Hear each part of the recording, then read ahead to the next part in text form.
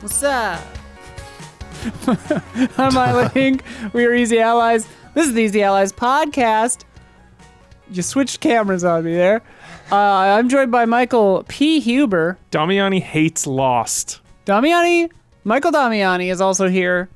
He didn't give Lost a chance. Is maybe a more He didn't give it a chance. It's a more fair He didn't give it a chance. assessment. I have a rule that I watch like a show for 5 episodes, and if it hasn't like drawn Fair me enough, in, dude. like, Fair enough. like The pilot is one of the greatest single TV episodes in history. Citizen Are Kane, you though. nuts? it Kane. could be the best thing ever, but that doesn't mean every single person is going to like it. So No, like, but- yeah, And I just every show didn't since enjoy Lost it, has so, done yeah. Lost. And here's the so- deal with Lost, though. Huber, you're right. The best pilot over, literally Ever. the show that lived off of its pilot. Hell yeah. It lived off of its. If it didn't have such a Incredible. great pilot, No, that's literally true. Yeah. Like factually, they took a huge swing with the pilot, not knowing if it.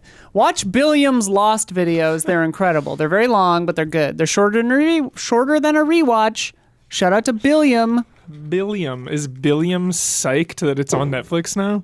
I hope so. Where's that last video, Billiam? Yeah. I'm sick of waiting, dude. I got a very long flight coming up. Hit me. Damiani probably hates it We because are- he watched Dark first. So then he's like, oh, Dark's better. Yo, Dark is better. Dark's better. Dark is All right, better to than get Lost. you more excited, Huber, we were 1 week away from season 6 of Cobra Kai. So. Yeah. Well, part 1 of season 6. Oh, man. I didn't know they were splitting it up. I Yeah, because forgot. it's only like it's only 5 episodes Dang it. for season part 1. Dang Then you wait till November. Damn it. Making it all happen in the booth is Don Casanova and Gabby holding it down, clipping out funny shit, keeping Gabby us honest. loves Lost. Gabby loves Lost. Yeah. And so do I. Yeah. You had to be there, though. I kind of think You had to be there. it's one of those things where it's like, you always Sure. talk about missing the zeitgeist. Sure. Lost was maybe the biggest zeitgeist in, like, maybe TV history. Sure. Or at least within our lifetimes. I respect It was like Lost and then Game of Thrones Yeah. was the zeitgeist. You're so right. And Lost And the final 2 kind of seasons landed of the Breaking plane. Bad. Yeah, oh, Breaking Bad was like Breaking Bad actually succeeded. Lost kind of landed the plane, and then Game of Thrones firebombed itself while still in the air, and then dove into the fucking a school or something. Like it fucking crashed and burned so hard. Anyway, as you can tell, Mom's gone, so we're in charge now. This podcast is going to be insane. We've already probably sworn enough to screw up ads. Oh, yeah. Friends, we're here to talk about what's new, what's news, and what we've been playing. This week's topics, we're going to talk about how Game Pass is changing. We're going to talk about the new update for the Outlast Trials. Sounds freaky deaky. We're going to get that May sales report, Hubie. Nice. Now, you may notice that it's July, Yeah. so that's a couple months old. Yeah, shit. Work your brain backward Yeah. through time for that. Then we're gonna talk about my nightmare game, Still Wakes the Deep. And then Don's gonna come in here and talk about Blockbuster Inc. Sick. And then we're gonna hear about Destiny 2: The Final Shape because Hubie was sicky poo babies last week and didn't get to talk about it. Yeah. First up, here we go. Xbox is taking day one games out of Game Pass. That value is getting a little less incredible. Yeah. This week, Xbox. Before you even begin, this just makes me so depressed because my So depressed. my thought about just like society in general, every single thing, not that even just trash fire? not even not even video games. Paying more, getting less Yeah. everywhere. That's Everything. capitalism, baby. Yep. So okay, it's just another thing. Oh, yeah, heads up. I forgot to mention it in the rundown. We are going to be talking about politics for like 30 minutes in the middle of the podcast. Great. It's in the rundown. Great. Yeah. Let's do it. U.S. International politics, Oh my presidential race. It's all in here, baby. Is it November yet? What's going on? Yeah, do I have to flee the country? I don't know. Anyway, Xbox takes day one games out of Game Pass. We're not doing that. That's not true. This week, Xbox made a range of changes to the Xbox Game Pass, raising prices and essentially removing the primary selling point from the base subscription offering. As of July 10th, yesterday, as we're recording this, the original Xbox Game Pass subscription, Xbox Game Pass for console, which is $10.99 per month. The naming conventions are so stupid. I can't. Is no longer available for new subs, just new DOMs. Existing subs can continue their subscription, but if your sub lapses, you cannot get it back. You've got to pick a different tier. Jesus. At some unspecified That's a threat. time. Yeah, it's a threat. It's a threat. Don't let it lapse. Yeah. At some unspecified time, quote, in the coming months, new subs will instead be able to subscribe to Game Pass Standard for $14.99 a month. What a privilege. 15. It provides access to a back catalog of Game Pass games for console, but will not include day one releases. It is unclear when new games will be added to the standard catalog, and it sounds like it may be on a case-by-case basis. Yeah, I was going to say, probably deal by deal for each game. Yeah. The Game Pass Ultimate description now includes, quote, specific entries to the Game Pass Ultimate library, which seems to indicate that some games will never come to standard subs. Similarly, there's a note about the differences between Game Pass for console and Game Pass Standard. Quote, note, Xbox Game Pass for console may have select titles that are not included with Xbox Game Pass Standard. The one positive, though, is that the Xbox Game Pass Standard will include online multiplayer, which was not included in Game Pass for console. So you're paying that $4 for Xbox Live or whatever, like you used to have to do. Yeah. Also, prices went up for the remaining tiers. Game Pass Ultimate went from $16.99 to $19.99. PC Game Pass went from $9.99 to $11.99. And still includes day one games. Honestly, PC Game Pass might actually be the best value of all the Game Passes. That sounds right. Like, yeah, and then Xbox Game Pass Core, which replaced Xbox Live Gold. God, why I'm so have confused. Core and Standard? I am That so is confused. Crazy. Yeah, I'm trying to follow this, and I know. it's just Yeah, the I'm reading Always it, and I'm Sunny like, meme. yeah. The hell?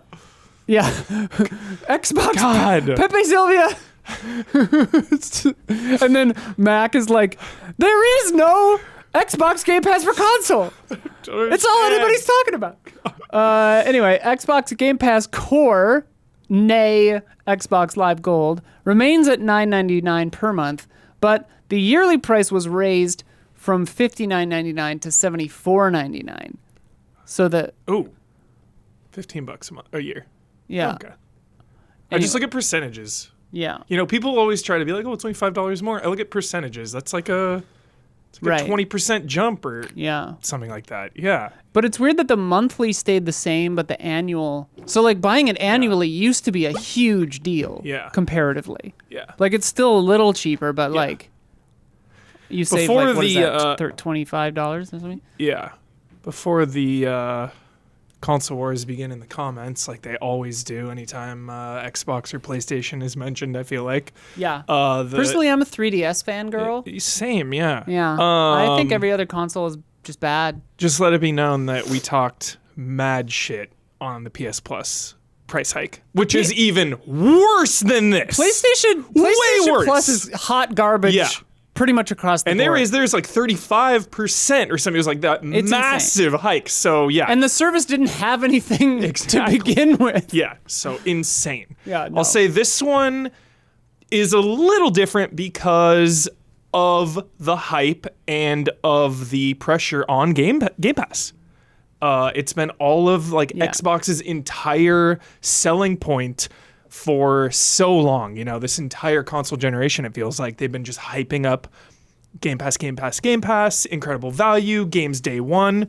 So now that they're removing features and charging more at the same time for their like flagship service, it's definitely stings. Yeah. So the day one still exists for Ultimate, is that right? Yeah. Okay. But does anyone not have Ultimate? I mean, isn't that what's right? Yeah, that's what I have. Yeah. And I have it. Is Ultimate always bundled in with PC? Because I have both, and I'm not sure why. I think Ultimate includes PC. Yeah, Ultimate includes PC. Okay. PC, dude, incredible value. Yeah. What was that, $11.99 or something, or $10.99? That's so yeah, good. $11.99, which great. still has day one games. Well, let's see. Game Pass Ultimate description now includes specific entries to the Game Pass Ultimate library. Weird. Which means that some games will never come to standard. Yeah, so Ultimate, I think you'll get everything the same, and maybe still get day one. Yeah. Hopefully. Correct me if I'm wrong on that, chat, but that's that. They don't make it easy to understand. I know. Yeah. You know? And then I think there's just context involved. You know, momentum is key. Xbox has been struggling for a while. They had the really good Summer Game Fest presentation, but yeah. But then now it's another step back kind of for them. Xbox won SGF easily. So Blood in chat, thanks Blood. He says ultimately 75% of users use Ultimate. Yeah. And Ultimate still gets day one. So yeah, most people are on Ultimate. Yeah. And it's still a decent value. Yeah. But hurting that lower class. What's that about, dude? Hurting the lower class there. The proletariat. Straight up, like Ultimate, they're getting cool. fucked, you know? But yeah, if you want to just get eviscerated. Like entry level gets fucked. That's kind of annoying. The rich get richer, dude. The bourgeoisie. Yeah. We got to take them out. We got to eat Microsoft.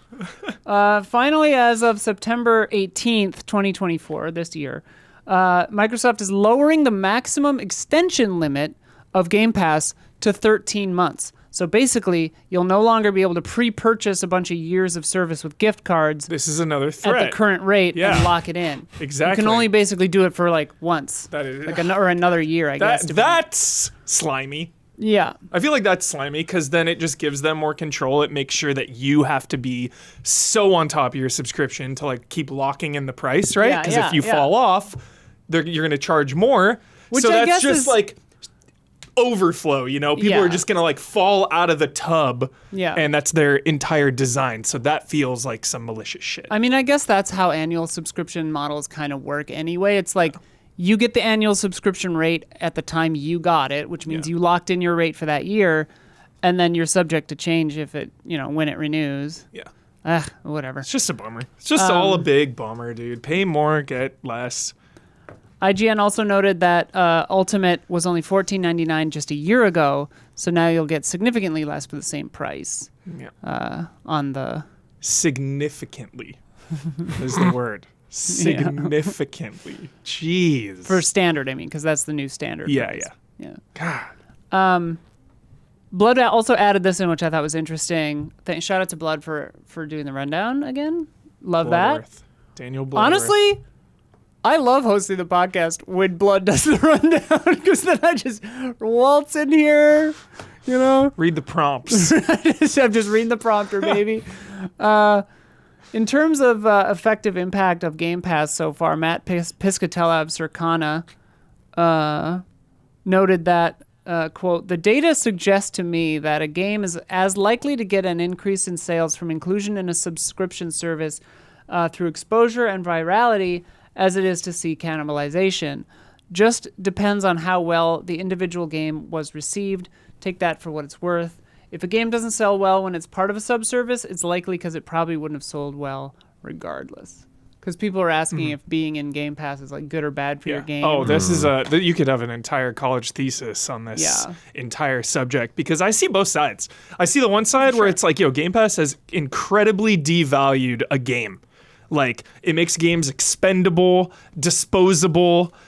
People start equating, how long a game is, even more so now with the value of it. But then there's the other side of like, well, now a lot of people that would never try so many of these games are. So it's like, okay. Like, I think I see both sides of that. I mean, for sure. That's why the Unity, when they were changing their model, which they pedaled back, whatever, but like that's why that was so scary because like being in Game Pass, so many more people would just download your game that would never have done so. Yeah. Right? But with the Unity thing, you would have gotten charged for that, even though you didn't make any money. Jeez. But I do know, like, from dev friends of mine, where it's like their game being on Game Pass paid for the game. Yeah. Basically. And that it, like, covered their budget. Those deals, for sure. And I'm like, okay, that's pretty wild. Yeah. Because then it's like you got that upfront covered. Yeah. And then everything else you're making on the other platforms is kind of just, profit. Yeah. That's wild. That's really good. I would take that deal every day of the week. Yeah. It's a good deal. All right. Anything else on that? Yeah, thoughts? I mean, I think this was inevitable. It's still confusing as hell. I mean, they got to get better naming conventions. Down. It's a work in progress, but they got to fix it. The naming conventions. Yeah, the naming conventions. I agree. And I think the thing about capping your stacking on subs, I mean, they're doing it because they don't want to like pull the plug because they'll lose too many people who get pissed off that their tier was cut off. So if you get them at a vulnerable moment where it's like, you stop thinking about it, and then one day it's like, crap, my credit card got replaced. I have a different number, or it got declined, and they use that as an excuse. It's like, well, shit, I still want to use this. Oh, all right, this is when I'll like. You just say that's the point. I'm gonna finally upgrade. Like you still get people who'll bail, but you still like. I think they get to see that retains a lot more people than just saying, because people are like, why don't they just like cut the cord or just rip the Band-Aid off and say, we're done with this tier, move on to this tier, because you'll lose so many people. And the last thing about like the day one, I mean, I when I saw the headline, everyone's, of course, console war shit came up, and everyone's discourse was about, well, I guess Sony was right about, pushing back against putting your AAA first-party games on day one on their sub, plans, because there's value in those games being sold separately. So it looks like Xbox was wrong and couldn't sustain it. So like, I saw like that narrative being like thrown around a lot, that this is like, evidence that you cannot sustain like, these games being day one like this, and that, especially like something like Call of Duty, you need people to pay. You need people to pay up. So this is like probably not even the end. It's going to get worse. Probably it's not going to get better. It's going to get worse. So, I guess just buckle up and see how long. I mean, it still seems like a better value than any of Sony's offerings for sure. Yeah, but sure. I don't know how long that will keep up. Yeah. Yeah, I mean, you're so right. If you get PS Plus, you can get early access to Concord. Hell yeah. There you go. Hell yeah. Yeah. Woo! Well, I mean, that game... Incredible value. Yeah. I mean, you need to get early access on that because that game's going to get canceled. No, I think it'll be fine. Ish. We have fun. Sorry, Concord. Totally. And, like, the way they've worded it is so specious that, like, games, like, big profile games might never come to the middle tier game passes. Like... because if you're a, they don't have to put it there. If you're the corporate suit, and Right. and as we just learned, 75% of people are ultimate. Yeah, it's like, okay, let's make rob that 25%. Let's just make the highest tier, the day one games Yeah. to get everyone to just yeah, go up to that. I mean, even if they lost like a couple percent yeah, from the bottom, yeah, I think they'd make more. yeah, and also like the business model of hoping people just sub it and forget. Yeah, that's when I worked for a bunch of psycho ex-Navy pilots. That was their whole business model. Yep. It's like, get people to subscribe to your thing and then forget about it. Jesus. It was a wild ride. All right. Speaking of another wild ride with a bunch of psychos, the Outlast Trials, Hubie. Outlast Trials. You got a little preview of the new update, didn't you? Yeah, I didn't get to play. Didn't get to play. Saw. Hands off, Yeah. as we call that in the biz. Just got to see it. All right. Well, we do have some B-roll. Ooh, I would love on to see that. Is that possible that I can? Oh, yeah. You're gonna see it, baby. Yeah. Awesome. Don's gonna cue that up. But why don't you tell us what's going on? So Outlast Trials, I've said it before, I will say it again. This has been one of my favorite games of 2024, full stop, for real. Yeah. Just an absolutely incredible co-op horror game, which I heard a lot of, but like not a billion of them. Like I feel like a high budget co-op horror game is like semi rare.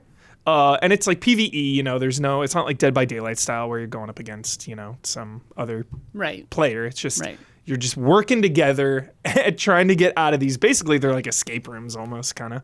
Except like high-octane nightmare escape rooms. Yeah.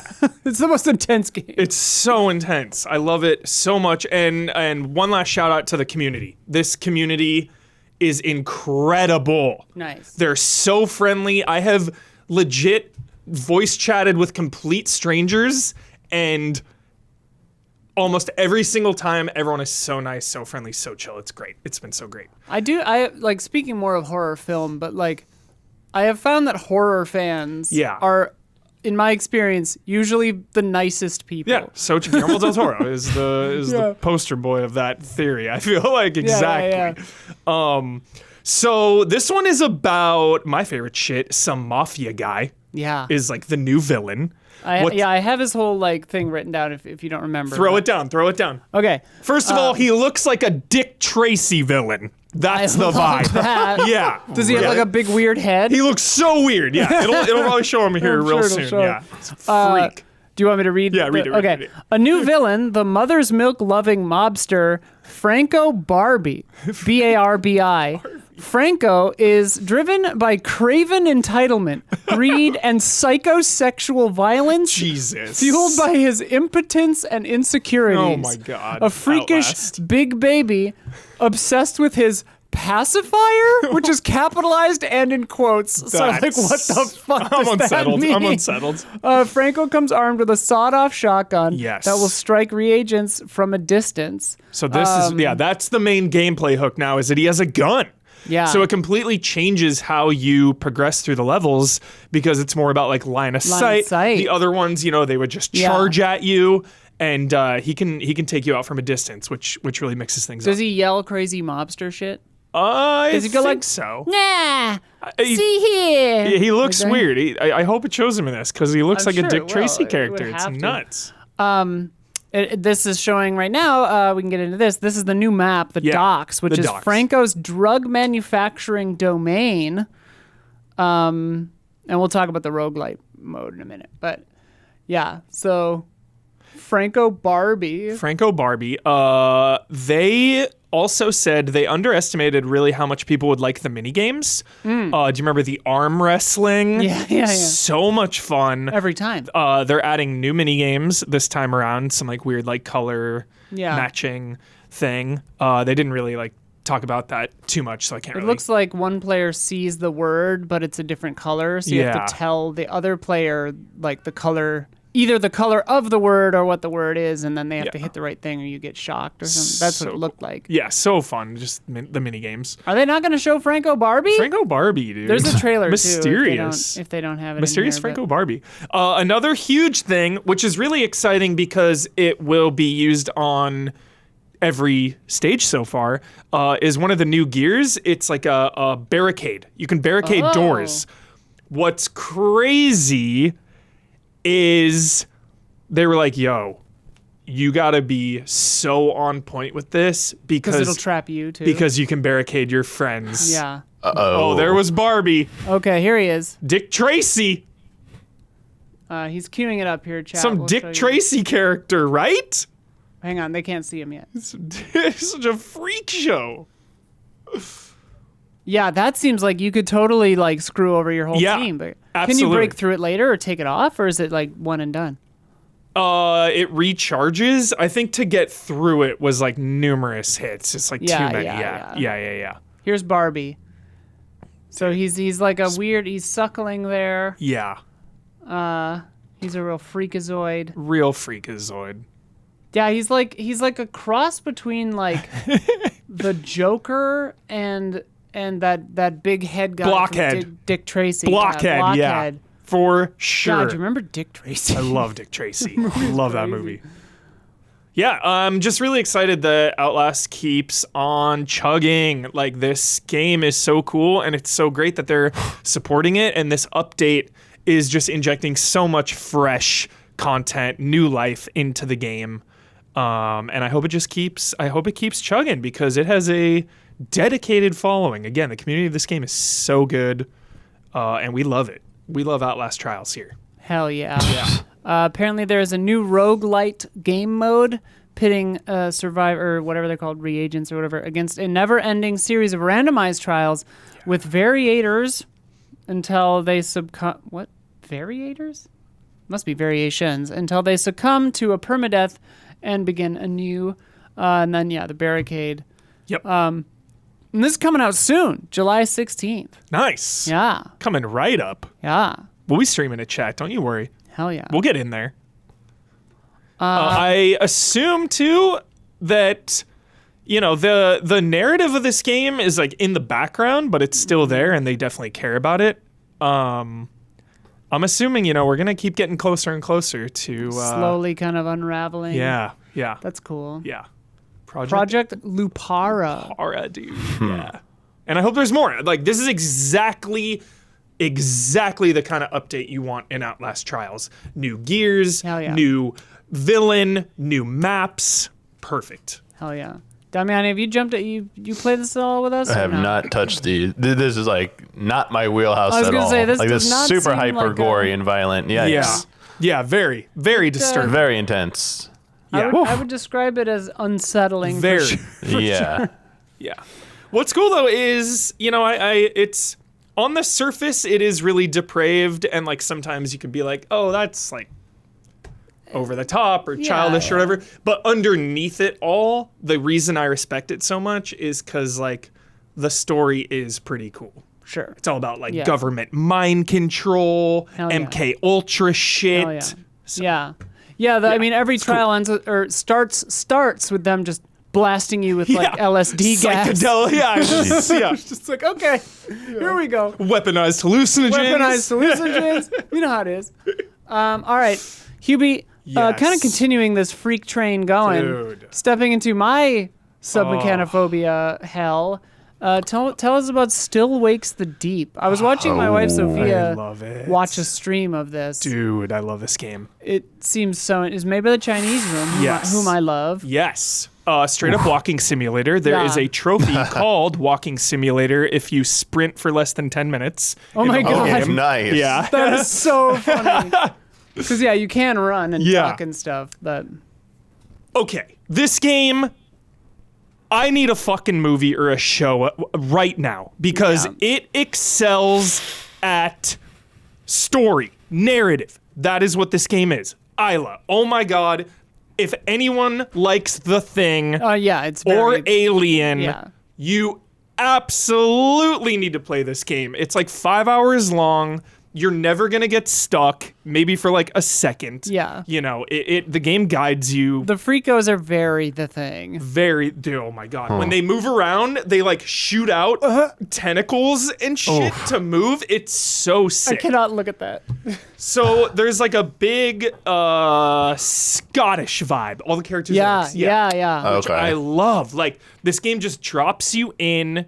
The premise is amazing. Again, it would be such a good show. The premise is you're on the lam. You're on the run on this oil rig because you're evading the cops. You did something bad back home, so you're like hiding out on this oil rig, and then all hell breaks loose. And like gameplay wise, again, it is a walking simulator. You're climbing up things, you're crawling through things, you're turning on generators, you're, flipping valves a lot. So like gameplay wise is just a lot of moving from point A to point B, but they still do a really, really good job of making you feel like you're impacting the world around you. Yeah. So like, you still feel like a active participant, not just going from point A to point B. Like, the puzzles kind of solve themselves, but it still feels like you're doing things because they make you go to different locations. Yeah. It's just it's such an awesome game. I love it so much. The story is amazing.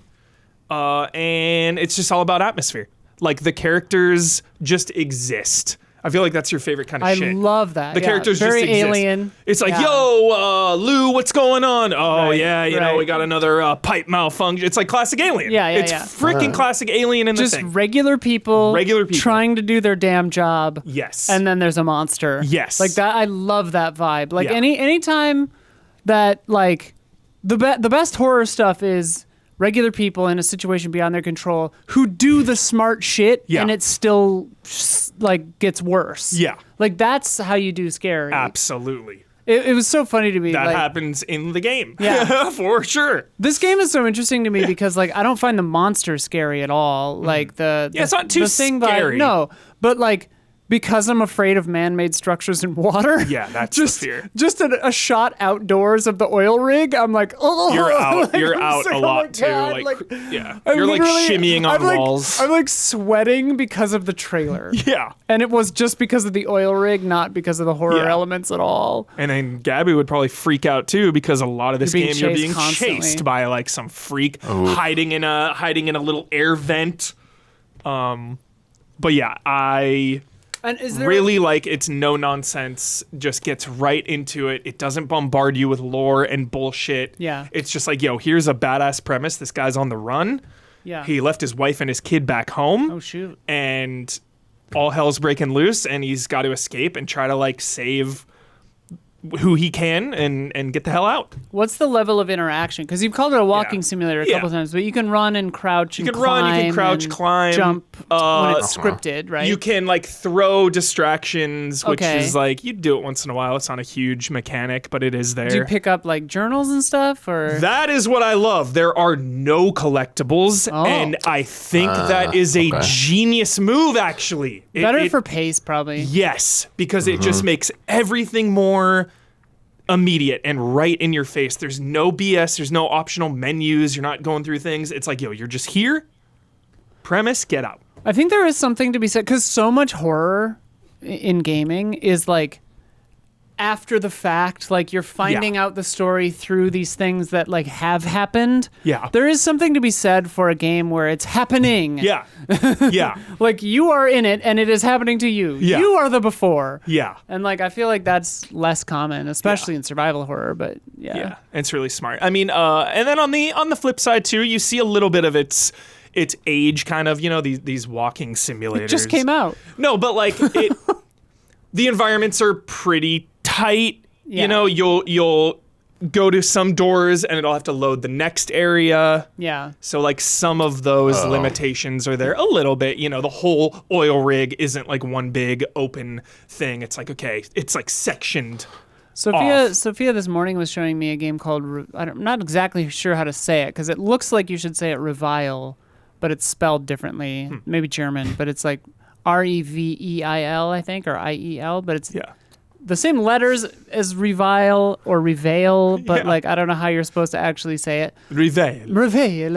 And it looks graphically incredible, and apparently it's like it starts out kind of how these games go, but then she was saying that it does something later that's like, because I was kind of saying like my criticism of it at first was, even though it looked really good, is that it's kind of like I've seen this before. Like I've been to this rodeo, and like they're doing it better and better and better, but it's still like the same game tropes. Definitely. It's still like the shadow runs across, the little kid laughs, you start in a child's bedroom or whatever, Yeah. And like that's all in there. Yeah. Do you feel like this game kind of does different?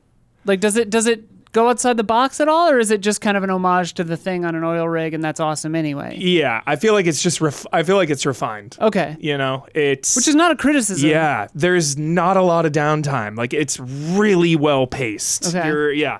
There are some moments where you're freely exploring, no threat, maybe talking to a few people, and then, you're going to some place that's on the other side of the rig, like solving a little bit of puzzles on the way.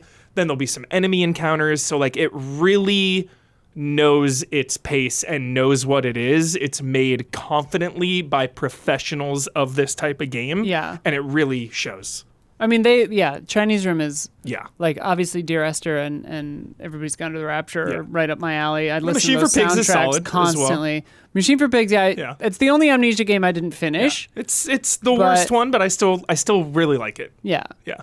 But like, it's got a good pedigree. Yeah. Yeah. So like, when I said about the age thing, it was like, oh, I could imagine playing this like 5 years ago. Sure. Which is like, sounds harsh, but like, it's definitely part of that. Like we were getting so many of those games, I feel like 5 years ago or so. It definitely feels like that. Well, and it's funny because it's like, this is a genre. Yeah. Like horror walking simulator, like is a genre. Yeah, if So you it's like that genre, you need to play. You need to play. But it's like you can't fault it for being the genre that it is, right? Exactly. Yeah. Yeah. And it's just that refined. I love walking simulators. I love them. Yeah. So so do many. I. Yeah. And like even though it's like Get set on out, my get fear, over it. I like can't look away. Yeah. What were you saying? Oh, just like old walking simulators. I just love that genre. yeah. Even like the sixes. I'm just like, dude, I will drown in walking simulators for sure. I don't care. Like, yeah. Damiani, is this thing your vibe, or are you? This seems pretty cool, honestly. And It's the fact short, that you said too. it's only Short. 5 hours too. Yeah, even less Because I than think that. a walking Yeah. simulator for like too long is gonna Yeah. be like, yo, get me out of here. Look at your Hellblade. Oh wow. Okay. Yeah.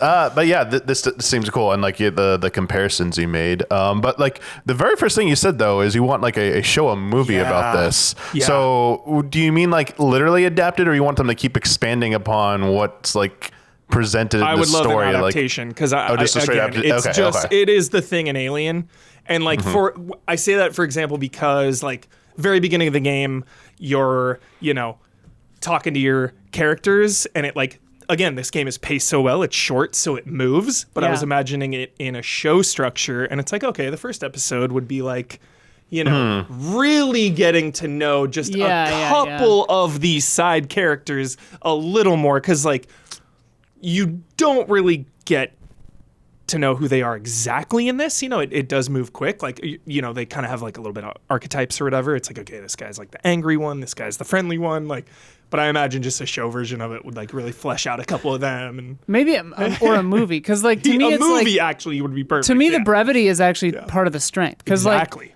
in Alien, the characters sing because they're not trying to pad out and fill a whole season's worth of Yeah. time, so they don't have to be like these really well-defined characters. Totally. You get them for the hour and a half, you get them, and then they're all dead, Yeah. so it doesn't Yeah, matter anymore. yeah. Like that, yeah. Yeah. But You know what episode of the X-Files from season 1 I just watched the other day too? Ice. Which is the thing, basically. Oh my god, on that's one of the best Arctic ever, dude. The reason I watched the it- paranoia. Yeah. Oh my god. The reason I watched it is because I saw an article on like some whatever website. Yeah. That was like, it was the first episode that the cast and showrunners agreed was like the first okay episode. Oh my god. It's like episode like 8 or 9. Yeah. It's like they're like, yeah, the show didn't really hit until then. That's Like, funny. That's a really good if episode. we're Hell being yeah. honest, no, it's pretty good. Yeah. Also, shout out to the Terror on AMC. Yes. Dude. Season 1. I haven't finished season 2. Same. Season 2 seems sick though. All right, Still Wakes the Deep. Check it out. Still Wakes the Deep. Let's talk about the May sales report. What do you think? Let's do it. All right. From Matt Piscatella. We're not mad at you. Come on our We're not podcast. mad at you. We're not mad at you. Come on our podcast, though. From Circana. Projected U.S. total spending on video game hardware, content, and accessories fell 6% in May 2024 when compared to a year ago to $4.0 billion. So, Down always love when 6%. Better raise all the prices. yeah. I always love when it's like sound the alarm bells. We're only at $4 billion. Yeah. God. Which actually, I guess, for a global industry is not like crazy. Sure. It's not like selling missiles, Yeah. Tony Stark over here. That's $4 billion a day, baby. Yeah. Declines versus a year ago across hardware, content, and accessories spending can be partially attributed to the strength of the launch of The Legend of Zelda Tears of the Kingdom in the May 2023 comparable period. 50 mil. So that's why it was worse this year, because there's no Zelda. In terms of monthly active users, X Defiant came up 5th place on PlayStation and 6th on Xbox. Solid game. Apparently. Solid game. Yeah. Yeah. Is that new? Did that come Yeah. out in May? Couple months. Yeah. Okay. I think March or April. Okay. Yeah. Or March, April, May, somewhere in there. Meanwhile, Yeah. on Steam, V Rising's 1.0 release brought it from 6th, or brought it to, I was like, that doesn't make sense, brought it to 6th from 133rd, Yeah. and Hades 2 Early Access came in 8th. Hades 2. I Pretty refuse. crazy. Yeah. I played for a an bit hour of or it, and two. I was I'm like, waiting. I'm going to wait. I'm Yep. going to wait. Yep. Wait for that to Oh, yeah. sand down. Polish, baby. It's so annoying though, because I just like every time I'm just like looking at articles like best games of 2024 so far. Hades 2 is like number 1 and 2 every time already. It's like, oh my god, it's a solid game. It's so good. May video game hardware spending declined 40% when compared to a year ago. Damn. To 202 million, and is now 30% lower year to date. Dude, we need GTA to save us. Yeah. Please, Mr. GTA. Please. Through May, all current generation hardware platforms are showing double-digit percentage declines year on year in 2024. With Switch showing the most significant drop. Get wrecked. Time for that that sequel successor. It's time. Through each console's first 43 months in market, PlayStation 5 unit sales lead those of PS4 by 8%, while Xbox Series X trails Xbox One by 13% and remains slightly behind the Xbox 360. Big difference. Okay, slightly behind 360. Sorry. Seems good. I sensed the trajectory, but it was the wrong way. You ready to get into top 20 best-selling premium games in U.S. dollars, physical, Premium. and digital from digital data sharing Stellar publishers. Blade. Yeah, this is May 2024. Stellar Blade, baby. How far to drop? I love that game. You're a prevert. I love that game so much. That was 1, and now it's 10. Nice. Top 10. All right. The big one, because we got to know about when we're getting that Switch 2 announcement. Did Mario Kart 8 Deluxe or Mario Kart 8 hold on for the top 20 spot? It's the most important question every month. So, and bearing in mind that digital sales are not included for Nintendo, but last month Mario Kart 8 was 18th. Now, guess where it is? 17. 15. Oh my god. Going back up. Dude. You can't get it. You can't get rid of it. Damiani, do you think it's like nuclear launch codes where like someone is at Nintendo is just in a room with a big red button to launch the next Mario Kart? Yeah. Probably. As soon as it dips. Probably just like that. Exactly like that. The second it drops. I don't know, man. They're cracking down on everything. And you saw that report. They're like, they want Switch 2 to have, or going to Switch 2, they want like less leaks. They want to like tighten up everything. And they plan on decreasing scalping by good luck meeting with that. demand. Good luck with that. Finally. I love that. Finally. It's literally the greatest thing in the history of Yeah. games. I'm really How glad has they no one- acknowledge that. Let's see how they do it. Yeah. Because they tried doing Xenoblade 3 Collector's Edition exclusively through their store, the Nintendo store, to online to combat scalping. Yeah. And that was a disaster. One of them, they can't do it themselves. They're not capable. They just need more Switch mines. You know, pump out more Switches. I saw the 1,000-Year Door, Damiani, was the prices are way down now because of the remaster. So the GameCube version, the prices are way down. I see what you mean. Yeah. Everyone's like pumped about it. Just like, There you go. Get wrecked. Something about how you said that reminded me of the way that George Carlin as Rufus in Bill and Ted 2 maybe said like I love him so much. something was way down. Golf scores are way down. Stock markets were way up or something like that. That's that. I love it. Does Paper Mario come out in May or June? When did it come out? Let's see. Paper Mario: The 1,000-Year Door is on this list. Top five. It was new the Oh. previous month. Whatever comes before May. Oh, okay. What's April? No, it did not. It did not come out in April. No way. Oh no, it's new. Sorry, new means it came out in Yeah. May. Yeah. May came out in May. Top 5. What do you think it is? What do you think? Number 4. Okay, 4. What do you think? Top, like 10, like high 10, like 9, 8, 9, or 10. Number 2, baby. Number 2. What? Without digital reporting. Number 2. Number 2, baby. Number 2. Oh, Legendary game. look at this. If you have Mario in the title, More. you sell so many. Has Yeah. there ever been a Mario game in the last decade, Damiani, that like hasn't sold like gangbusters? I mean, I just feel like if Mario's in the title, you're selling. You're selling, The baby. Mario Golf. Did Mario Golf or Mario? I mean, I still think both of those. Like Tennis tennis, They probably sold I feel like they at well. least Yeah, sold 1 million. Yeah, Like, yeah. you just put Mario on the title, you're good. Yeah, even Mario versus Donkey Kong March of the Minis charted like that 1 month. So it's like, eh. And then disappeared forever. Yep. Well. All right, let's see what else. We've got 2 other new ones on here. Oh, new? On the top 20. Rebirth. Well, Rebirth's on there. No, because it wasn't on the month before, Rebirth I thought. is not on there. Shit. Yeah, I think it already dropped off, unfortunately. Infinite Wealth. I have no idea about the new ones. No Like a Dragon.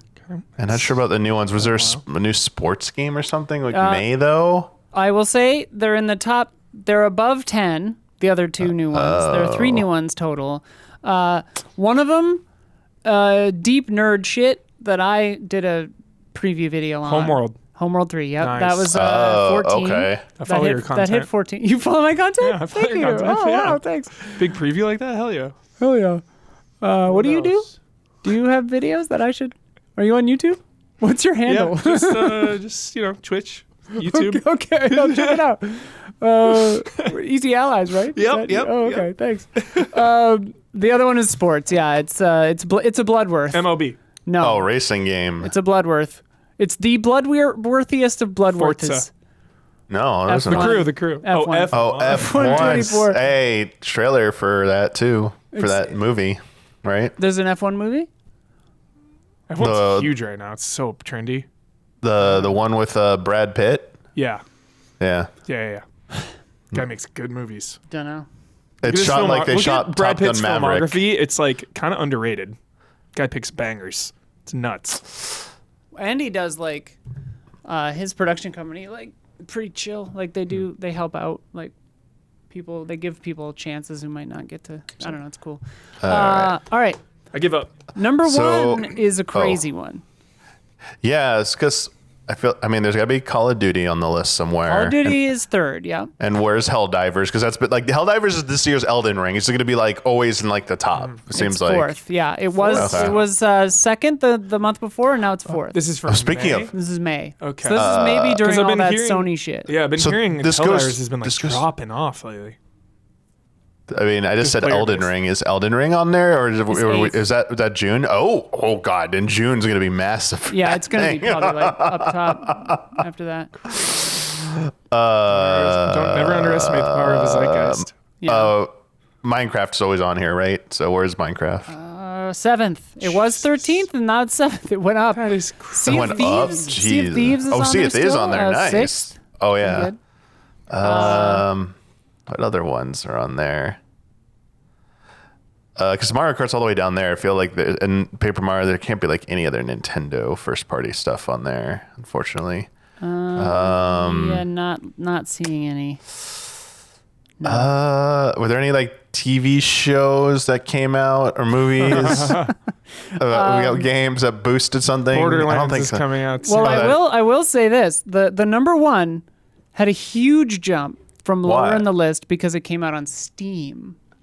Oh, a Sony game probably came out on Steam. Which one? Ghost of Tsushima Ghost of Oh. was Tsushima. number 1. Wait, that was number fucking 1? one. What? Number Really? 1, dude. Yeah, dude. Wow. Yes. Number 1. Number 1, dude. That Shogun zeitgeist. Yeah. Oh, that's right. Shogun. There you go. You just gotta Yeah, see what TV like the show. top show is. Yep. And what game or genre is like Dude. close to that. It jumped from 71 to 1st because it came out Wow. on Steam. Dude, Iki Island. Yeah, Not dude. quite the Fallout effect because Not Fallout. quite. Remember that month that Fallout Fallout every 4 fall game is just still jumped number into, 11. Like, Fallout Okay. 4 is number 11 on here. Okay, that's Is pretty that good. the only Fallout? It looks like it, yeah. But yeah, Fallout 4 is at number 11 still. It was number 5 the month before. Jeez. All right, you want me to go down the list? Do it. Sure. Number 1, yeah. Ghost of Tsushima. Number 2, Awesome. Paper Mario. Number 3, Call of Duty Modern Warfare. Number 4, Helldivers 2. Number 5, MLB The Show 24. Yeah. Number 6, Sea of Thieves. Number 7, Minecraft. Number 8, Elden Ring. Number 9, Hogwarts Legacy. Number 10, Stellar Blade. Number 11, Fallout 4. Number 12, EA Sports FC 24. Oh yeah. Okay. Number 13, Marvel's Spider-Man 2, up from 20th. That's pretty good. Yeah. Then Homeworld was 4. Yeah, I don't know why. They added That new didn't come out on skins. PC. No, That was I thought already it came out earlier. It's Yeah. always been charting, I thought. Yeah. No, Sick. it's been in. It was 20th last The fact month. that it was 20th last month, and it seems like, ooh. It must have come out on PC a few months before that. Yeah. Yeah, I think it did. Homeworld 3 is 14, Mario Kart 8 is 15, and Madden NFL 24 is Madden, 16. that's the other one. Rise of Ronin is 17. F1 24 is 18th. Mortal Kombat 1, baby, hanging in there, back in the top 20. It was 21 last month. It's 19. And Dragon's Dogma, dude. Sick. Holding at on. 20th. It was 7th yeah. before that. And now it's Well, that 20th. means when Dragon's Dogma falls off, you'll get Dragon's Dogma 3 announcement. Yeah. right. Senua's That's like Saga. decades away, dude.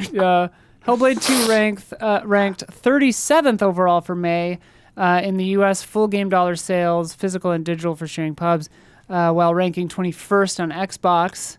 And then Final Fantasy Rebirth is currently the 5th best-selling game of 2024, despite not being on the list that month. That's all it sells. Needs that PC version. Totally. Yes, we have got more to come, but if you're enjoying what you've been seeing so far, please take a second to like and subscribe and ring the bell on YouTube and give us a rating on your podcast platform of choice. It really helps us out. It helps us grow the brand, and it helps us get noticed by new people, which is another way of saying growing the brand. Tell your friends. All of them. And now, a word from our sponsors. Selling a little or a lot, Shopify helps you do your thing, no matter how you cha-ching.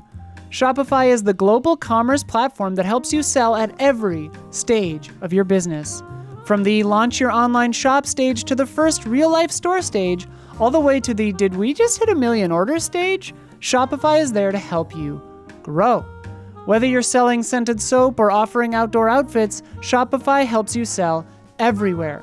From their all-in-one e-commerce platform to their in-person POS system, wherever and whatever you're selling, Shopify has got you covered. Shopify helps you turn browsers into buyers with the internet's best converting checkout, 36% better on average compared to other leading commerce platforms, and sell more with less effort thanks to Shopify Magic, your AI-powered all-star.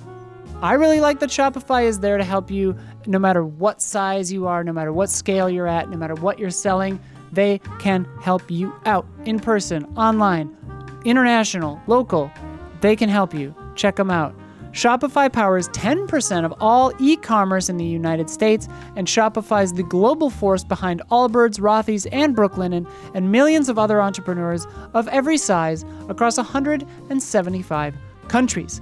Plus, Shopify's award-winning help is there to support your success every step of the way. Because businesses that grow, grow with Shopify. Sign up for a $1 per month trial period at shopify.com/allies, all lowercase. Go to shopify.com/allies now to grow your business, no matter what stage you're in. shopify.com, shopify.com/allies. Check it out. And if you're a patron of Easy Allies, thank you. Don, talk to us about Blockbuster Incorporated. Yes, Blockbuster Inc., the movie studio, not the video store. So the title is working against it, obviously. Yeah. Everyone automatically is thinking it's to run a video store. But it's actually a movie studio simulator that is actually pretty, fully features. Has Pretty a lot, robust. Yeah, a lot more than I expected in it. So, it has everything from you start out physically building the studio just like you would in any kind of building simulator where you get to put in the sound stages, all the different offices of your entire work production staff, every single it has minutia of individual objects like decorations and plants and everything, so you can really you get an idea. Here you're seeing how detailed you can get with in terms of designing stuff.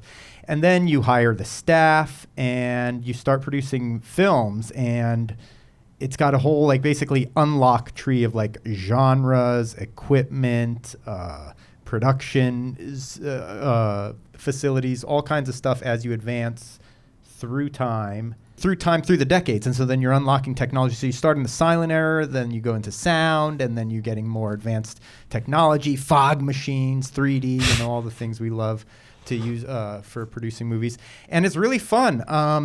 I don't know. I was having a blast with it. I mean, it even goes into crazy detailed things like, as you saw, that we were messing around with Isla on the stream the other day, where you can like actually direct individual scenes by moving around the characters and choosing animations. You can place and move the actors. You can assign them little animations. You can give them sound effects in an editor. You can export the video, which we've done, and we could try to post it on our social maybe later. Sick. But you could basically direct a whole movie and then watch them shoot it. Yeah. Oh, these award ceremonies are really fun. I love this happens every year, as you saw a quick shot of the award ceremony. Yeah, tell me about that, Don. So, like, depending what movies you made, you'll get nominated. And there's a bunch of other fictional rival studios that exist. Sick. But you actually get to go to the, like, award ceremony. It's actually really fun. And it goes through all the categories. They have all the nominees and everything. And it keeps track of all that stuff. And then you get all kinds of perks, bonuses from depending on if your nominees win. Cool. You get, like, hype, you get more fans, you get like certain kinds of like profit bonuses. Can you tamper with the rival studios movies? Not that I've seen so far. I don't think you can actually go into that property. Well, you can poach because it's like studio system, right? So you can poach other studios' actors and stuff, right?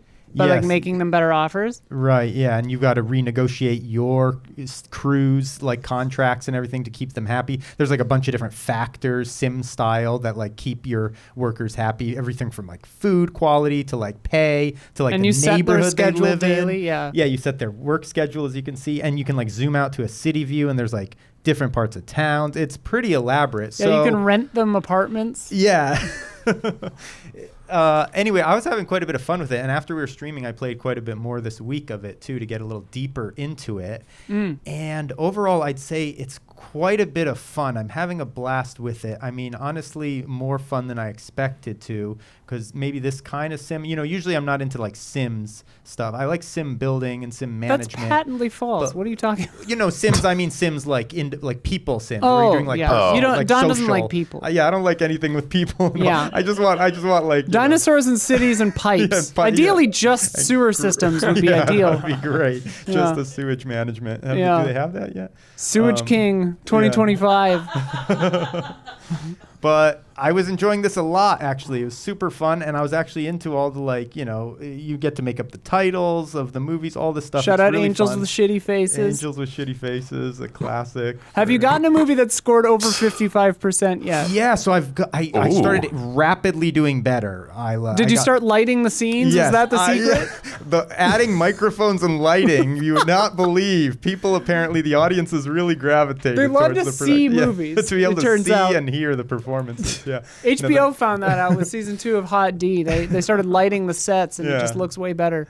No, but my quality of my films went up a lot. My profits went up a lot. And that's actually one of my few but sort of big criticisms of the game so far, if I have a criticism, because I don't have many. But one of them is that it's basically just a little bit too easy, I think. Like, it's too easy to... You were languishing in the mid-40s for all of 1930s. But I mean, that's what I'm saying. I survived. I never had to... I like any kind of sim. I like to struggle. I like to have to, like, sell equipment or cut staff, or like I want to have a major bomb that's like devastating to my whole studio that I have to then work my way back from and stuff. Do they have scandals and stuff that happen? Do you know? That's the other thing that maybe later. It's interesting because then they layer in this whole narrative part of it where like suddenly windows will pop up that give you choices that are much more like just like this person is having a nervous breakdown, and you have like these 3 different options of how to like react to that. But that stuff is just kind of odd how it's randomly comes in, and it's hard to sort of track that part of it, So it's just randomly a window will suddenly pop up to give you like a narrative. The technical score on your films. I had like no microphones. I figured out how to upgrade all that stuff, so we're really cooking now. So good. We were playing it the other day on a stream, and we realized like I was there for the moment we realized like that none of his films had been lit. Oh my god! And I was like, "Wait, Don." No, so you should see my studio now. It's so much further than what you're seeing on. God. You're not seeing this on screen right now. I forgot to put this on. Damn it, Don! Dang it, no one's seaing any of this. Okay. So there's the game is great. All greats again. They've been seeing. Yeah, I'll get on. We're definitely going to stream this. I think at least a couple more times. It was really good. Like this game, because Don and I similarly went to film school, and like filmmaking is our passion, and so like I was worried that this would hit a little too close to home and make me feel like guilty. It's like, because I've got screenplays I should be budgeting out in real life, like, but it's divorced enough from that, and like, but also similar enough to it that it feels fun, and you can actually apply actual filmmaking knowledge to playing this, which I thought was kind of fun, because it was like the editor and the directing stuff is surprisingly robust, and then just like the gear and stuff is actual. Like they maybe aren't called the actual things, but like if you know what you need to make a film, you can intuit how to make this game give you better scores, because you're just like, oh yeah, we need this, this, and this, because that's what you need to make a movie. It's cool. Yeah, so it's really fun. So like, just for instance with the criticism, like the money situation is like, yeah, it was basically like, you have this option, for instance, okay, when you're shooting a film, it'll break down each scene, and you're shooting the scenes on the different sets, and then you're getting a percentage of like the quality of basically the film that you recorded and everything.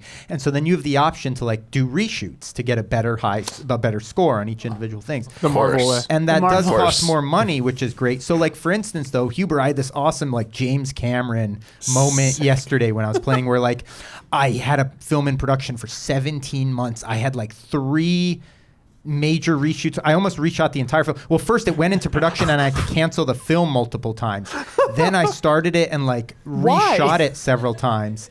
And then like everything in my studio got backed up, so I wasn't even releasing anything else. Nothing was coming out of my studio for like a year and a half. Oh my God. But then this movie came out, and it just like critically it was my highest, but like financially it was just huge, like such a bigger This is opening than everything, like redeemed everything, all the money I had lost. Howard Hughes right here. Yeah. Seriously. Brought the whole studio back to life. It was very thrilling. Dump everything into it. That's Yeah. incredible. But yeah. but the problem is now, like, let's say you're doing the reshoots, you're like reshoot. It's not telling you individual costs. So in the end, it tells you how much the movie cost, but it's not giving you breakdowns. And I like that. I like to be like faced with like, okay, we've already sunk like whatever millions into this movie. We want to reshoot this scenes, but this one's going to cost like another 100,000, and that just exponentially goes up. But you really have the pressure of making those individual decisions instead of just being, you kind of just fly blind and be like, well, I want a better rating on that, so I'm going to do it. And then ultimately you end up kind of making your money back, it seems like. I mean, I have like tens of millions of dollars now. I don't see how I can really ever fail almost. So I don't know if it's just a balance thing that happens. That's needs to happen peanuts for there. films, though, Yeah, but I mean, and the scale of how this is working Yeah, so far. Yo, you make some historical epic, dude. That's gonna cost. Make Cleopatra, you're out of business. Yeah. Yeah, so I've already unlocked like blockbuster budgets and stuff, and I don't know. So, but I mean, nevertheless, it's still That's been the name of the game. really fun to like just tool around with it and create and progress just the progression over the years of your studio and see how everything advances. And now, my different directors and cast are starting to get like notoriety. They have all kinds of fame levels they achieve, and all that has effects on different things.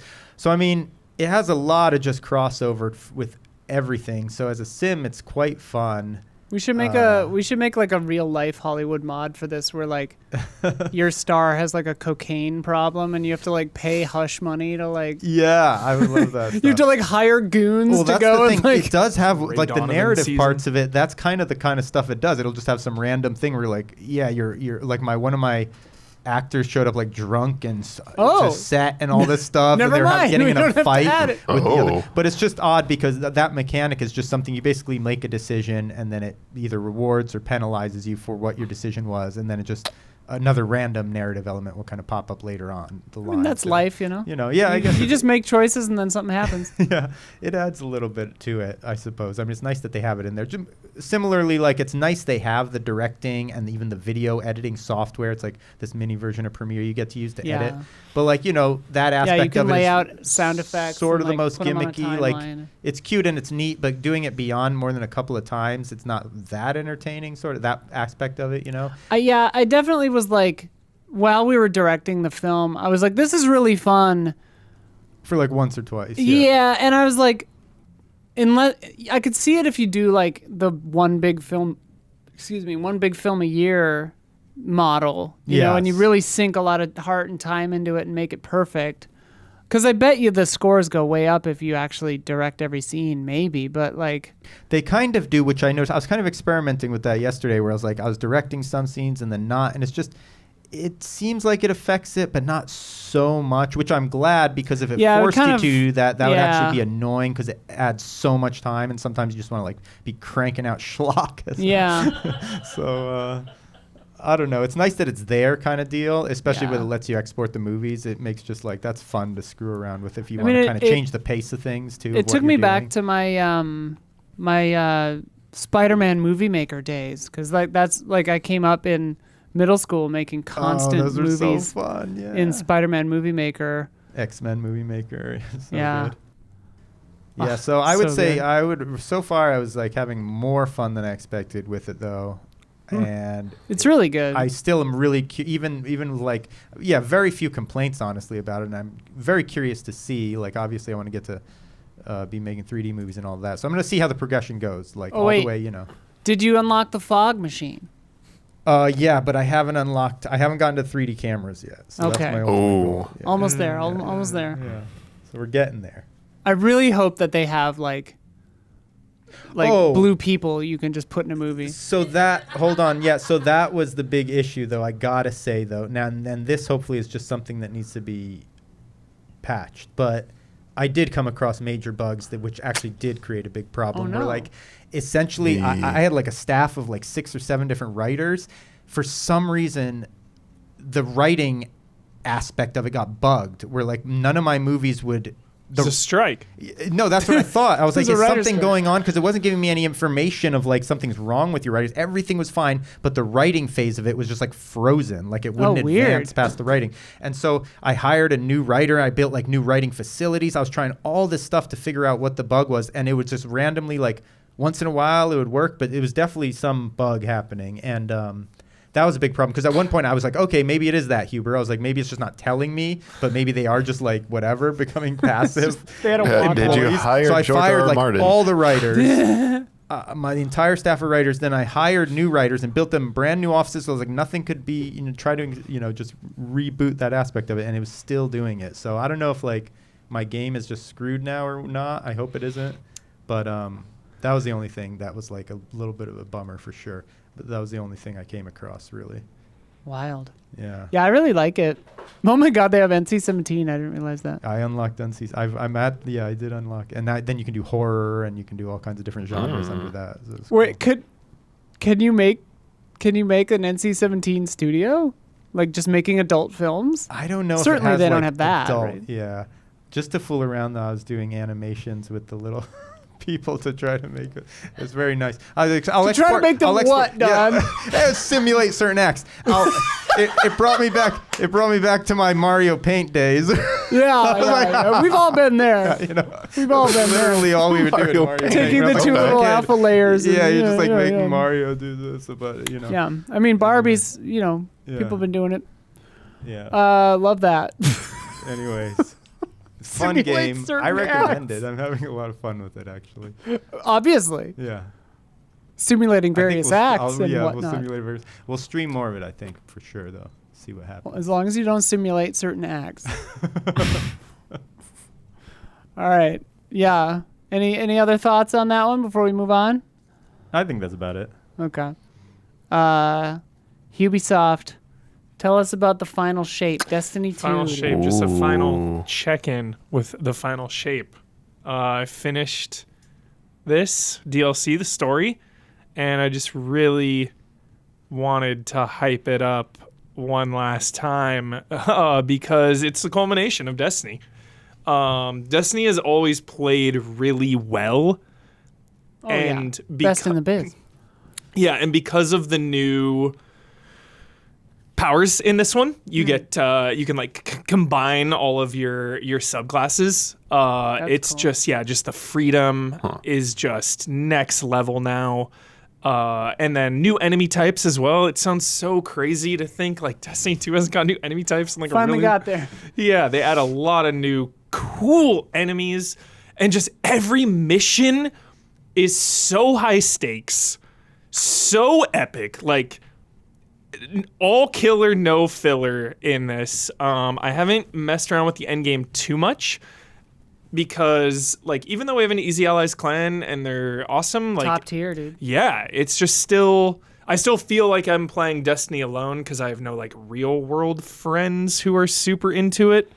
So it's been Play like with my friend Jack. They play every week. nice. Yeah, so it's been hard to do a lot of like the higher level content. Even one of the missions I had to like get some help because like one of the story missions is just like, dude, this is really hard solo. Like some of them are really crazy. Shout out to Guide of the Fallen in the Easy Allies Guild. 10 out of 10. But yeah, I just really wanted to hype up how, coming off of the last expansion, Lightfall. Oh boy.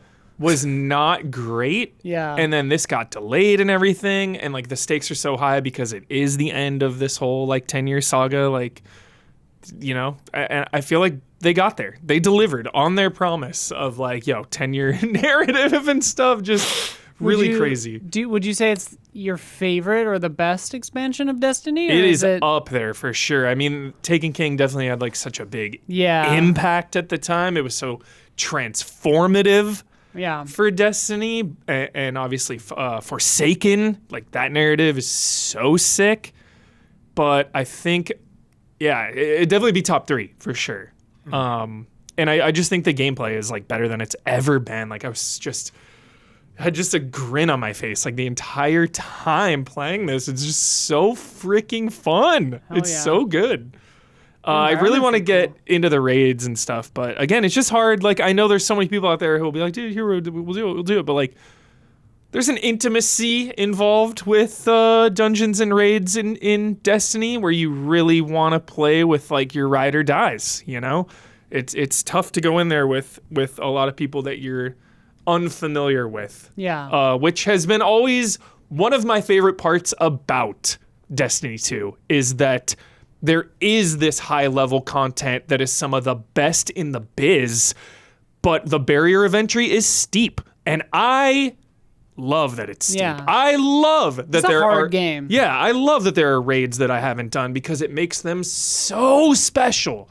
And they did add matchmaking for them now. Oh, good. So like you can like, pub up and get in there and go about it, but still, I for raids and stuff, I'd want to do it with a solid crew. Yeah. I will say I still cannot defend the UI of this game. It's one of the worst in the industry, I think. Pretty weird. Like, I really do. I think if you hop into Destiny like I do every expansion, it's really hard, let alone for people that have been gone for years. Like, it is, I see it everywhere. I think Matt Piscatella, speaking of, was like, hopping back in and then he uninstalled because he was like, I don't know what the fuck is going on in this game. Like, I don't know where you want me to go. I don't know what's new. I don't know what's old. I don't know how to do anything. Like the onboarding and just the menus and everything is low tier in my opinion. Bottom tier. The UI in that sense. Like figuring out what the mission you're supposed to do next is and like where you are.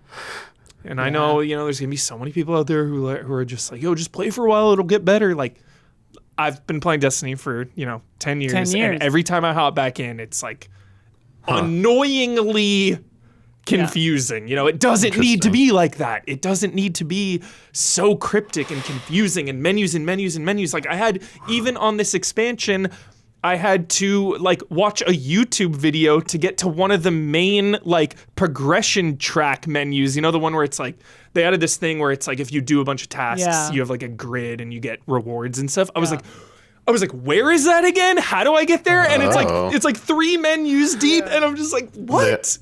Interesting. Yeah. Interesting. They don't have a returning player system. I think they do. Yeah. It's just not good. It's just not. Yeah, it's just not good. It's just because I remember I jumped in for Lightfall or whatever the hell, and like there were like functions I couldn't like. I know this screen exists. Yeah. But I can't figure out where it is. Exactly. What? But I pushed every button. Like, where is this? Yeah. It's so. Yeah. I feel like I don't know. I guess it's just gonna take a Destiny 3 to get that up to speed or something. Like I don't understand that, but you know, that aside, that complaint aside, I think this expansion is just so great. And one of the best things that you can play in 2024, I truly believe that. It's some of the best content out there. And it's just getting started, I imagine. I haven't done the raid and the post game and the end game and all that shit. Just beat it. Yeah. Played a little bit, messed around, but yeah. It's funny because I forsook Destiny for Warframe. Yeah. But like Warframe's new player onboarding is pretty confusing also, like because it's just such a huge game and you're just like, Yeah. what? Like new players are just like, what am I supposed to do next? And the answer is kind of just like, whatever you want. Like do the quests in the codex and try to finish the solar system map. Like go for it, you know. But like, it's still like pretty straightforward compared to Destiny. Yeah. And then I imagine 14 is like, you've got quest lists that you could just do, right? Yeah, like, MSQ right there. Boom. I mean, The little like dragon flaming 14 thing. does a lot of quality of life stuff, Yeah. but I mean, to be fair, I mean, it also has like issues too here and there. For starters, I imagine Destiny and Warframe are much easier just to create your account and actually subscribe or like not subscribe, just Generally, start yeah. playing the game. Yeah. Where 14 has been notoriously is notorious for that and has been called out, you know, by a growing crowd of people getting louder and louder saying, can you please overhaul your payment system because it is so archaic and terrible. Yeah. It's like barely a step above play online. It's like, and that's like one of the worst. Yeah.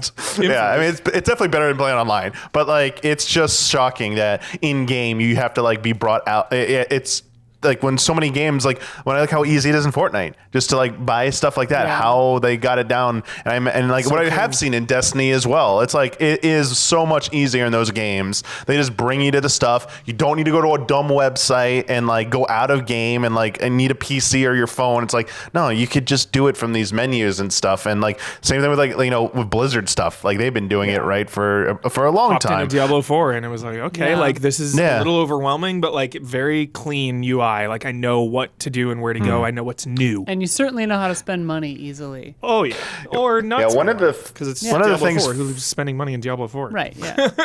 One of the things 14 did do, they added it like a while ago, is like the main story quest line. There's a HUD element that's always there. You just click it. It'll just literally be like, this is the current quest you're on.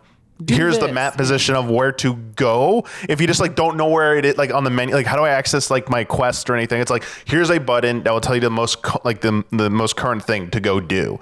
And then like I think they do this every expansion because with Dawn Trail, every time you jump onto your job, it like reminds you of like your job gate. It says out things again, like remember this. Even if you're just playing right before maintenance, like.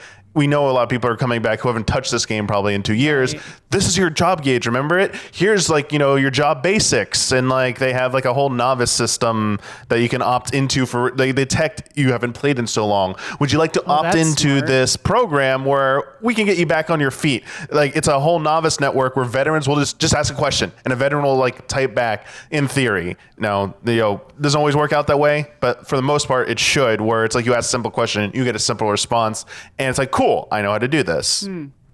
Sick. That's really nice, yeah. Yeah. Yeah, games should definitely have that, like, well, because didn't Detroit Become Human or one of those, like, Love that game. it trolls you if you've been gone for more than like a certain amount of time. Does it? I think it's Trolls that. I think it's Detroit Become Human or whatever. Where if you haven't played in more than a year or whatever, the woman in the main menu is like Firecracker. she literally says, "Oh, sorry, your save file has been deleted. It's gone." love that. And then she's like, "Just kidding," and then she That's like loads fun. it or whatever. That's I fun. think That's I think that's that game. That's cool. Yeah. Shout out to the story and Final Shape as well. Like as someone who barely knows, who doesn't even know what the hell is going on in the story, it focused on the characters, the OG fire team. Oh, wow. You know, so Yeah. it's like even if you're a lapsed player, like you probably know them three. Yeah. So it smartly is a character driven story more than I feel like Destiny really has been in the past. So And like great. the one thing Destiny does that Warframe kind of doesn't do, that I don't know if 14 does, but like, which is kind of a bad thing, but kind of a good thing for like a new player onboarding, is like they get rid of old stuff that doesn't matter anymore. Because like going through, because Sophia was starting Warframe, and Sick. there Got her. We got her, baby. Got her. We got her, baby. She's on the edge of getting got, because like the way Warframe starts is you have to do some kind of like garbage tier old quests. Yeah. That just kind of don't need to be there anymore. And I assume they curtailed a lot of that. And I know they've changed a lot of the way that it works. But Dipping like, your toes in. there's definitely some stuff where it's just like, this feels like a vestige of the past. Like, this feels like, because like you get to the modern story stuff and it's phenomenal. Like, almost makes me cry, you know, some of the story stuff. And then like compared to the original stuff, you're just like, okay. Like, it's like, whatever. It's funny. Anyway. Destiny 2, dude. Final Shape. Final Shape is a hit. It's a good one. Great time. I recommend to check it out. We've done it. Destiny's expensive as shit, though. It's kind of annoying, those expansions. Remember, $50. $50, Yes. dude.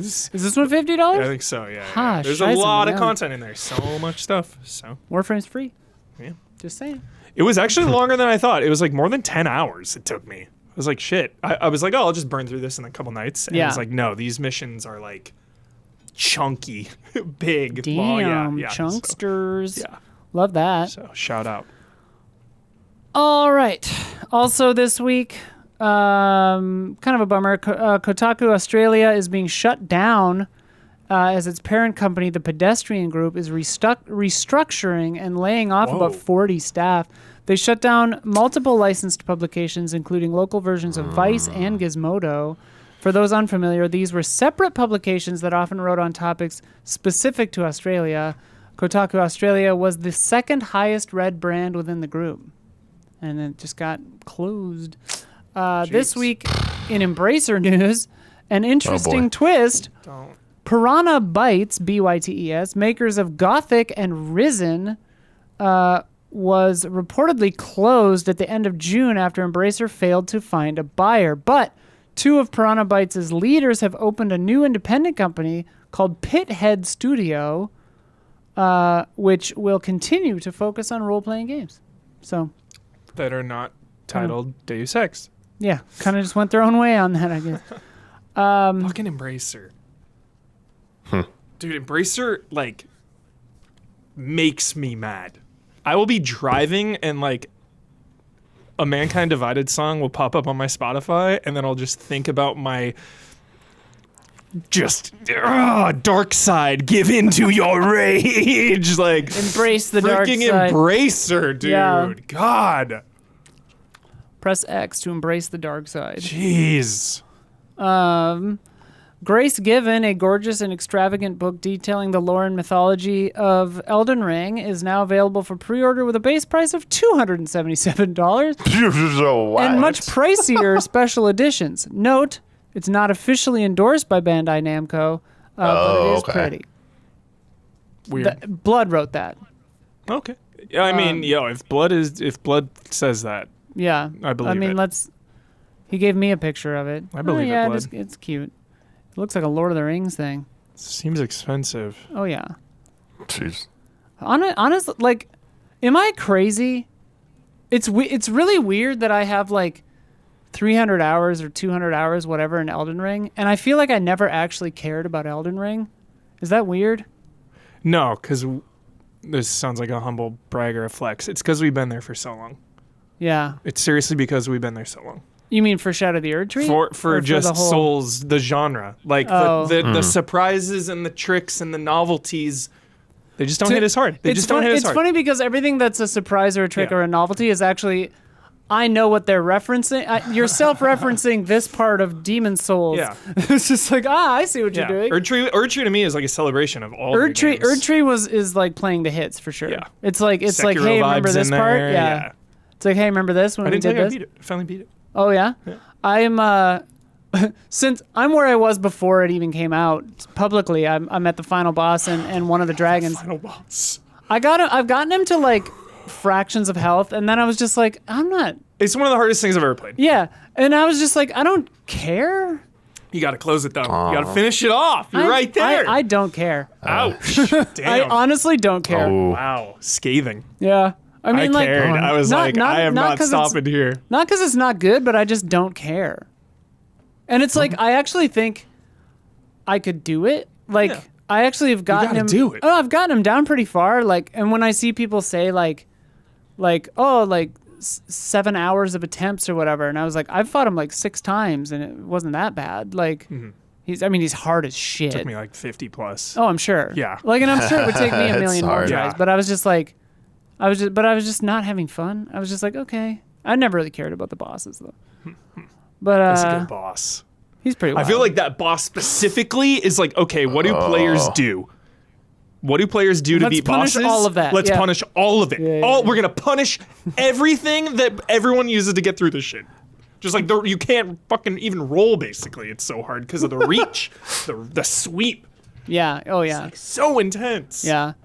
But glad to see that FromSoft's undying love for beautiful femboys is still going strong in the DLC. Generally yeah. speaking. Jeez, that DLC is good. It's pretty cool. I mean, it's great. I don't know. It's weird. That's what I'm talking about. It's like I'm like, this is the greatest thing that's ever happened, and I just don't care. Yeah. It's really weird. It's. I'm Again, dead inside. I think. Is the answer. It's just like that. Think about how much Souls there's been in like a semi-short time. What was Demon Souls? 2008 or 9? Yeah. 15 years? 10, 15 years of like all the DLCs. It's been constant. It's been pretty constant. I just want a PS5 patch for Bloodborne. I don't even want a remake, dude. I just want to play it in 60 FPS. A friend of mine has a European PlayStation where you can play it Speaking of news, with a good frame rate, and I'm like, can I borrow that? speaking of news, that was confirmed a mistake that it popped up. That- yeah, I saw Bloodborne that. I saw PS5 that. popped up somewhere again, like it always does. It was a mistake. I cured myself of the disease of hope long ago when it comes to Bloodborne. I was just like, whatever. Yeah, not true. Well, no, now I'm good because Erdtree was like a Basically freaking Bloodborne. Apocalypse Now, like Odyssey into hell itself because it was so hard. Like, I'm good now on From Software games for 1 year plus. Well, and also, like- I'm good. There were so many things in it that were literal direct references to a lot of FromSoft games, but literally Bloodborne as well. Like, there's I picked up an item literally called Blade of Mercy. Oh, yeah. Which is my tattoo. Yeah. My tattoos are of the Blade of Mercy, the weapon from Bloodborne, and I was kind of bummed that it was a talisman. Yeah, it's yeah, not a yeah. weapon. Totally. I like literally, because like we were playing it before it came out, so it was like we had no recourse. We couldn't look anything up. We couldn't like we had each other, and that was it. Yeah. And like the reviewer guide, was kind of just like, hey, here's what shadow tree fragments are. Like they're over here. They're the first 3 are right here. Have fun. Yeah. They Find did 50 more. impress upon us the importance of those. And I think that's why I didn't have that hard of a time with the DLC generally, is that I just like went and got a bunch of shadow tree fragments. I mean, it's very obvious. So Yeah. I don't know what.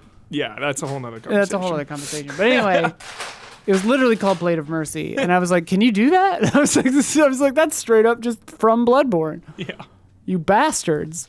There are a few other things too, but whatever. Anyway, Elden Ring is sick. Don't need a $300 book though, No. personally. No, I'm good on that. But shit, get it if you want it. Looks good. I'll be forever confused by the lore. It's fine. Batu Vidya's right there. If you ever care to know. Yeah. That's my other thing is like, I just stop naming everybody the same shit, man. Come on, George R. R. Martin. There's 7 Aegons in House of the Dragon. God. Anyway. G&T Arc is coming to PS5 and PS4 next weekend. Classic, next dude. week. I should have been one of them. Damiani is Damiani. He's gone. Oh, I should have sold. He got my, upset that we were talking about. Yeah, I should have sold my PSP copy. Probably could have got a couple $100 for that. Yeah. Comes out July 16th. Made This- by Level 5 for Yeah. PSP. This is a do not skip. Yeah. This is a put it on your freaking radar high up there. Spelled like Gian D'Arc. Yes. If you don't know what the hell I'm talking about. Made by Level 5 for PSP in 2007. And has been Crazy. never released in Europe. Dude, I'm old. Oh, shit. This was the... Yeah. I was like, I remember when that came out. I have it on this PSP. was the standout release on Sony's portable system, finally getting a new life. The standout? One of the standout Okay, releases. I was like, okay, bold statement here. Okay. Bloodworth wrote that? I don't know. It is, though. It is one of Don't the... shoot the messenger. Yeah, it is one of the standouts for sure. Yeah. Without a doubt. Jeanne d'Arc. Great game. Great. Love a lowercase d with an apostrophe, you know. Same. Go France, dude. Speaking of which, vive la France. Shit, yeah, dude. Anyway, Nintendo released a teaser for Emio. I almost read Elmo. The Emio this week. It's short and creepy. Is it related to Fatal Frame? Question mark. Is it from Bloober Team? Question mark. Lots of theories to go around. I didn't see this. This looks interesting to me. Paper bag. Related to Fatal Frame gets me hype. Cool. Yeah, no idea. I'm on The its own. description stuff about it, all the warnings was like, "Yo, Nintendo, what? Yeah. This is not Nintendo." Nintendo, but you okay? It's Nintendo now, I You guess. okay, buddy? Nintendo, the dark era, dude. GameCube. That's how they're gonna announce the Switch 2. Yeah. GameCube era game, dude. They're going When they back. made M-rated shit. They're going back to Yeah, they're going playing edgy. cards. Yeah. Dude, where is Eternal Darkness? Dude, where? Where is Eternal Darkness? It's part of the meta. It's trolling us. This is part of the game. It's hanging out with the Bloodborne patch. It is the Bloodborne patch. Arc System Works announced Double Dragon Revive. Yeah, baby. Oh, Renaissance. yeah. Coming in 2025. Beat 'em up Now songs. they're going 3D. Yeah. I'm nervous though. I will say I'm nervous. Okay. This trailer made me really nervous. 3D beat 'em ups. Yep. A lot harder. 3D A lot em-ups. harder. Well, this is the new frontier. Everyone's doing Yeah. 2D beat 'em ups. We Yep. need 3D. Yep. Fighting and, Force, dude. And Double Dragon, as Damiani knows, freaking Neon was incredible. Not Neon. Was it Neon? No. Rise of the something? Oh, Gaiden. Gaiden. Gaiden, was thank awesome. you. Gaiden was Yeah. great. Yeah. Neon was not great. Right. So I feel like Double Yeah, Dragon. yeah, that was one before, right? Hit and Yeah. miss with Double Dragon, but I mean, I'm so hyped because it's just a big budget Double Dragon though. Hell But yeah. I am a little nervous because again, Yeah. 3D. I'm nervous, Huber, not because of 3D. That's I'm also nervous because Arc. what this trailer did, Huber. All Yeah. they needed to do was show about 10 seconds of continuous gameplay Yeah. to put your mind at ease. Yeah, And my mind is not at anytime ease. you're Too much showing cut, too much 3 cutting. seconds of 3D, you're like, why aren't you just showing Yeah. Hey. what the gameplay actually right. looks Yeah. like? You're right, That's Don. a big, Very big, right. big Let it warning. speak for Red itself, flag, for red sure. flag. The Like trailer the and second Cobra Kai game. Yeah. Remember that? Hey, I like that game. I will defend I it. know you do. I will defend it. I had so much fun with you playing that. That was so.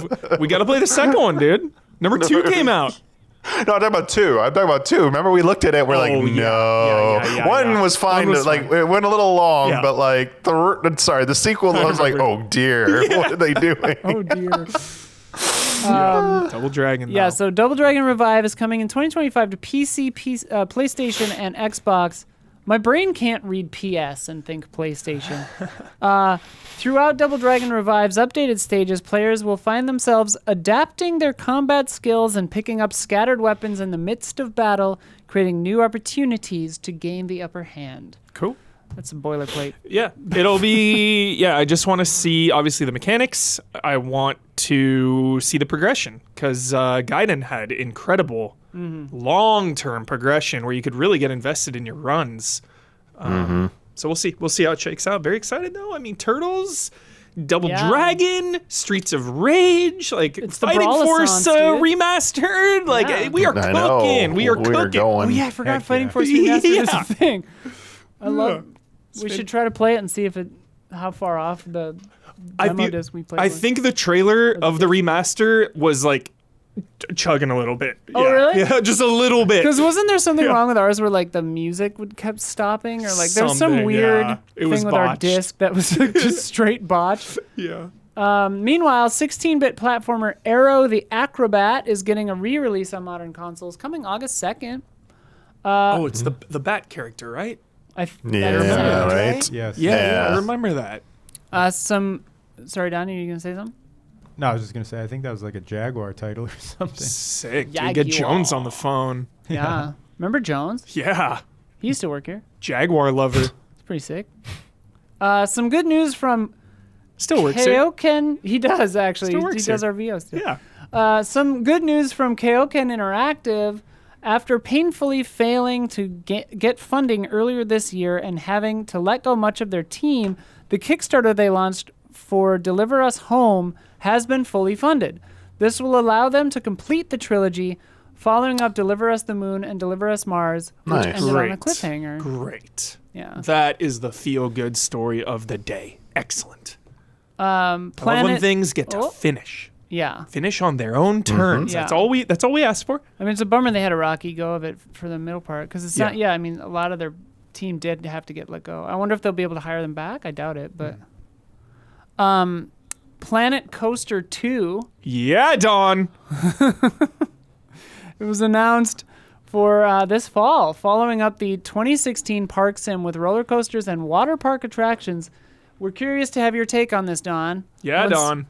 Once you. The link is no good. The link's fucked. All right. it's It's We just don't a want to Turtles talk link. about it. No, but I'm pumped for Planet Coaster. Was that what we played last time? Was that Planet Coaster? I was We playing played Planet. We had you and I have streamed Planet Coaster before, Okay, yeah. So that was but fun. it was 20. That was in 2016. Whoa. Was it? There must have been some other coaster game I'm thinking. Yeah, of. it was They're- that crazy They're guy definitely in the trailer. yeah. Park Oh, okay. It was that Park crazy dude. Tycoon. Yeah. Park So Planet Coaster, I don't know. I don't remember so well, I guess. But I'm. was Planet Coaster the one? No, that was Zoo. Planet Coaster, I remember, is good, but it's Yeah. like a more extreme version of Roller Coaster Tycoon, right? A little Yeah. more like simulation style base, a little more. Parkitect Menus. is Yes, Parkitect. I think it's very simulation based. Yeah. I remember for Planet Coaster. Yeah. Parkitect is the other one that we did, Don. Cool. Oh yes. But yeah, Planet Coaster 1 was sick, Hell yeah. if I recall. Just Park such a Beyond. Park Beyond. such a That great was it. Park Beyond. Thank you. We've streamed them all, so. just such a great premise. Oh, now like, you get the thing working. like talk about like Blood came in and fixed wish it. fulfillment or like fantasy of just like, dude, haven't we all wanted to run our own theme When I park? was a kid, this was Like, like come my, on. my favorite genre of like. Oh, yeah. I never got. I would sit and many of play these Roller games, Coaster but I would Tycoon. see the ads, and I'd be like, "That's the ultimate game." Well, but, that's cool yeah. if you can sync rides up together. That'd be wild. Yeah, to be Frontier look at that makes- Frontier. Shout makes out! good shit. Shout out! Sick. Jurassic World Evolution. Jurassic World. That's a good Fucking sign. Elite Dangerous. Yes, Hell yeah. that's gonna be good. Yeah. That looks fun. Park Dude. Beyond, dude. I'm hyped to watch you play, Don. Or Planet Coaster 2. Planet Coaster 2. Not Park Beyond. Right before Arrival TMNT games release next week, Outright Games revealed a first look at their upcoming Turtles game, Mutants Unleashed. Yeah, baby. Based on the recent film, the same cast of voice actors that voices the Turtles. That's sick. Yes. And it emulates the film's art style. So good. One downside already, Yes. though, co-op is only 2 player, It's fine. which is strange because there are, in fact, It's 4 fine. Turtles. I think that's good. It's fine? It's fine. Okay. The Damn, it looks great. yeah, the perspective of this game is why it's more like behind the back, Yeah, Damiani. yeah, it's it's less of a isometric side So scroller. not- It's more like Okay. yeah. This film Another 3D is brawler, though. excellent. Yeah. Dude. The fact that we're getting a game set in this universe is so encouraging. It's so awesome. Yeah. Keep the Mutant Mayhem Turtles verse going Hell yeah. for the foreseeable future, please. Yeah. Mutant Mayhem is like one of my favorite movies of the last decade. It's very good. Not hyperbolic, not lies, truth. Those kids are so funny. The best. And they have just the right amount of letting them riff. Great movie. Yep. I love it. 10 out of 10. Easy 10. Easiest 10 out of 10 given for a movie. Heck yeah. Kill time. Rufus break. Yeah, Turtles. If you didn't see it in the theater, I'm quietly judging you. Don't worry about it. It's your fault. Oh. It's all your fault. I have so much of my hair stuck in this. Didn't see it in theaters. Okay. But you watched it. We still support it. Yeah. All right, yeah. You're right, Damiani. That's extreme. If you support it in any way, you're, Yeah. you're Yeah. forgiven. Some people can't afford to go to the theaters, Huber. And just buy one less game that month. It's that easy. Yeah, all I don't- entertainment. I don't think it's that It's easy. all entertainment. It's all Anyway. luxury items. Some people can't afford luxury items at all. True. Patreon.com. Wait for it on streaming, I guess, but then you got to pay for a streaming service. All right. Just don't eat for 2 days. That's what I do. Oh my god. That's how I said, I want to buy something. I just Sell don't eat your for 2 kids. days. Don't. It's bad advice, but it's what I do. It's the reality we all live in. Donate blood, get into medical study. There's all kinds of Yeah. ways to, Yeah. You don't need supplement 2 your- legs. Take some experimental medication. You'll become a turtle yourself. Trial. It'll be great. Ooze. Anyway, pulling the plane up again here. Let's do love and respect. Love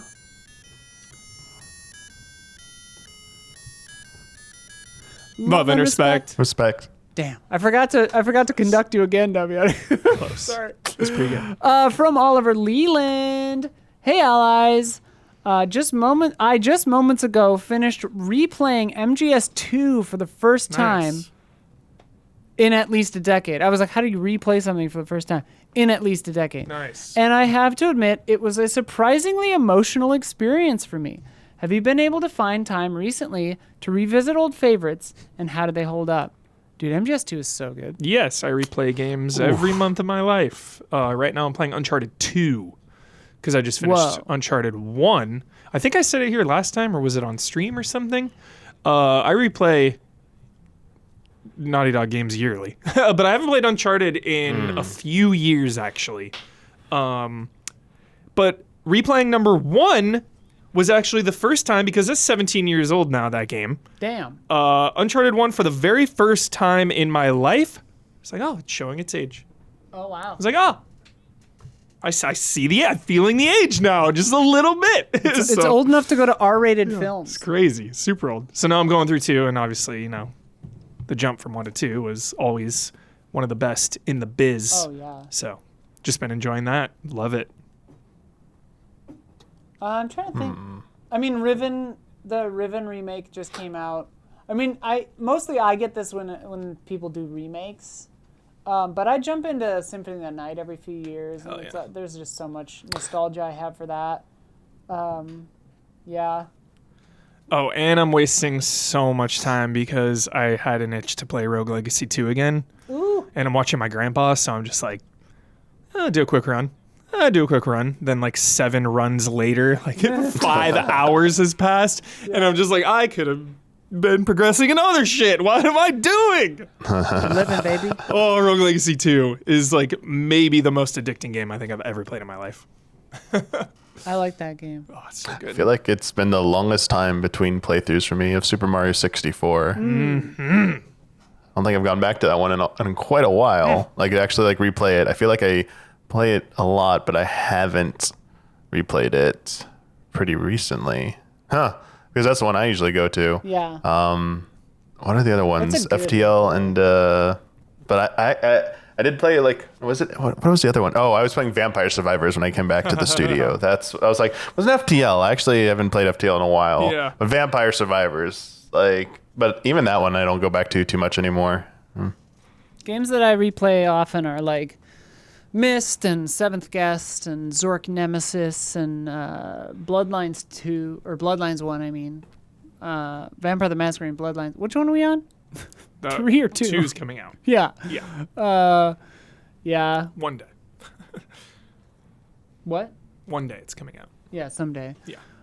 They usually, I generally replay games that I know will hold up okay. Yeah. I replay so many that we'd be here for hours. It's like 30 or 40% of my gaming is replaying old shit for real. Yeah. Yeah. MGS2, dude. So good. MGS2. I got that hard copy. I made sure. I was like, you're not taking this from me. I'm getting my hard MGS collection. That's it. Of the new one? Yeah. Yeah. But it's unopened. I still have my old copy of it. Oh, hell, you got to. Yeah. And 3. Yeah, same. Some stranger, and then a little face that goes, little straight line face. Hello, allies. I really got into watching Games Done Quick recently. Hell yeah. For their summer charity event to raise money for the French version of Doctors Without Borders. Médecins Sans Frontières. I don't know how to... I don't speak French. But I've never really been into speedruns of games, but the Outlast 2 and Half-Life 2 runs were awesome to see. Sick. Are there any games you follow for their speed runs? Or if not, which games would you like to see run? I love Games Done Quick. I've seen a good number of their runs. I usually catch it on the YouTube VODs after they're done because I like to just scroll through by game and be like, oh, that seems interesting. And like a lot of the runs that I love the most are from the horror blocks that they do or the silly blocks. Yeah. And one of them was like Haunting Ground, Nice. which I've never played and like apparently is hard to get your hands on. Very but hard. $1 million. Ecdysis or whatever does a really good run of that. Wow. I always love Silent Hill runs of all the Silent Hills. There's one called Silent Hill Home Pour, where they're speedrunning Downpour and Homecoming at the same time. It's fun. And I forget which way it is, but one of them has a lot of unskippable cutscenes. So someone invented a speedrun category where you speedrun the other game only during the cutscenes Wow. of the other game. That is And it's unhinged. incredible. That's very cool. That's pretty good. That's clever. I was watching the Outer Wilds speedrun the other day, which is Oh. that one was crazy because it was shipless 100%. So they had to get every ship log, and they were not using their ship, Jeez. which Oh. is crazy. Yeah. Oh, there's so many good speedruns. Oh my gosh. I really love Mario Kaizo speedruns, and I really love Mario Kaizo races. When I like speedrun races when they do like 4 people racing levels. Yeah, those are fun. I find that thrilling. I love that. Yeah. I like Metroidvania speedruns, I guess. For but- sure. Animal Well was a good one from this year. Dami, I like watching. I watch a lot of the. Okay, more 14 talk. I like watching a lot of the crazy stuff people can do in MMO raids. yeah. They've constantly been doing world's some of the first hardest. Well, not just world first, but they have been going back to some of the old hardest fights and been doing them with like different ways that like were previously thought like all healers only or only 7 people instead of normal 8 people, and just then they do like stupid stuff like where they trigger certain effects that you should not be able to overcome this if this happens, and they're like, no, challenge accepted. And the big one that made headlines is there's an old ultimate fight called the Ultimate Binding Coil of Bahamut, which was the very first ultimate difficulty fight they did. And the final part of the fight, you could trigger a buff on the boss that will just like start wrecking everything when it gets activated. The group's like, nah, we're gonna do it with that activated. Like, we got this. It's like they activated this thing that was meant to be like, you failed something, you get to die now. You're not passing. It's like, no, we're gonna solve this. So they do these crazy ways to like solve these fights, and it's like either like breaking a mechanic or skipping a mechanic, and it's pretty fun to like watch this, see that's doing the people who do that, because they're just coming up with like clever. So it's less about like the same type of thing. It's more about like puzzle solving and figuring out how to do something that was previously thought not possible. Because a lot of I would say some of the best some of the more interesting raid designs in 14 are puzzle based fights, and so the fun is watching people try to figure out how to solve it, and then they do. So I guess this is like a natural extension where people are like, well, let's go back into an old fight and see, could we have done this? Is this even possible?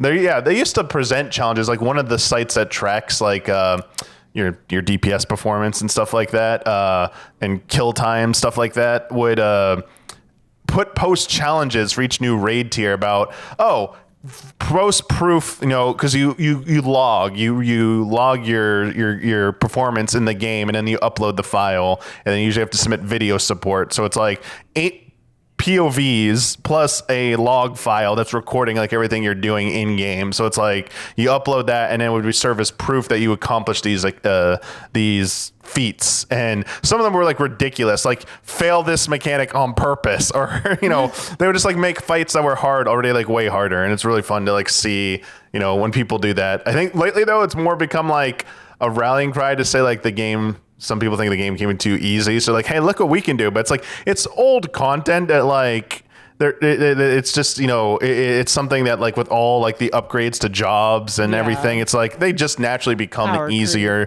despite their best efforts to make it preserve the integrity. But it's it's just fun to see what they do with that. That's cool. Man, speedruns are great. Totally. Shout out to GDQ. Don, they hit 50 million lifetime raised, by the way, this past year, or this past GDQ, which is pretty sick. Don, do you like speedruns at all? I do. I love to just give a shout out to one of my favorite speedrunner who I've been watching for years is Arcus, ARCUS. He's awesome. He does mainly NES games from way back in the day, but he's just got such a good vibe, such a good personality, and yeah, he's one of the ones who really got me into like really seriously watching speedruns years and years back. I used to just kind of have them constantly going on my PC, you know, throughout the day, just constantly basically. Yeah. And tune in. So yeah, check out Arcus. He's one of my favorite. Check out extremely good. Check out Don versus Wave Race. Yeah, I've been thinking about jumping back in the saddle actually. Yeah. The summer heat is good. Hell yeah. Yeah. There's a really good YouTube channel, and he's done some runs on GDQ. And when he's on GDQ, they change his name to Tomato Angus, but his actual channel is Tomato Anus. But they do amazing videos on that channel where they like break down speedruns, and they're usually called like how speedrunners beat BioShock 2 in 16 minutes or whatever. And it's like the video will be like 45 minutes long because they'll break down like the tech, and they do a really good job of explaining everything so you can follow it. They're really, really well made videos. So if you're interested in speedrunning tech and want to like get kind of that behind the scenes, check out Tomato Anus. All right, let's play a game.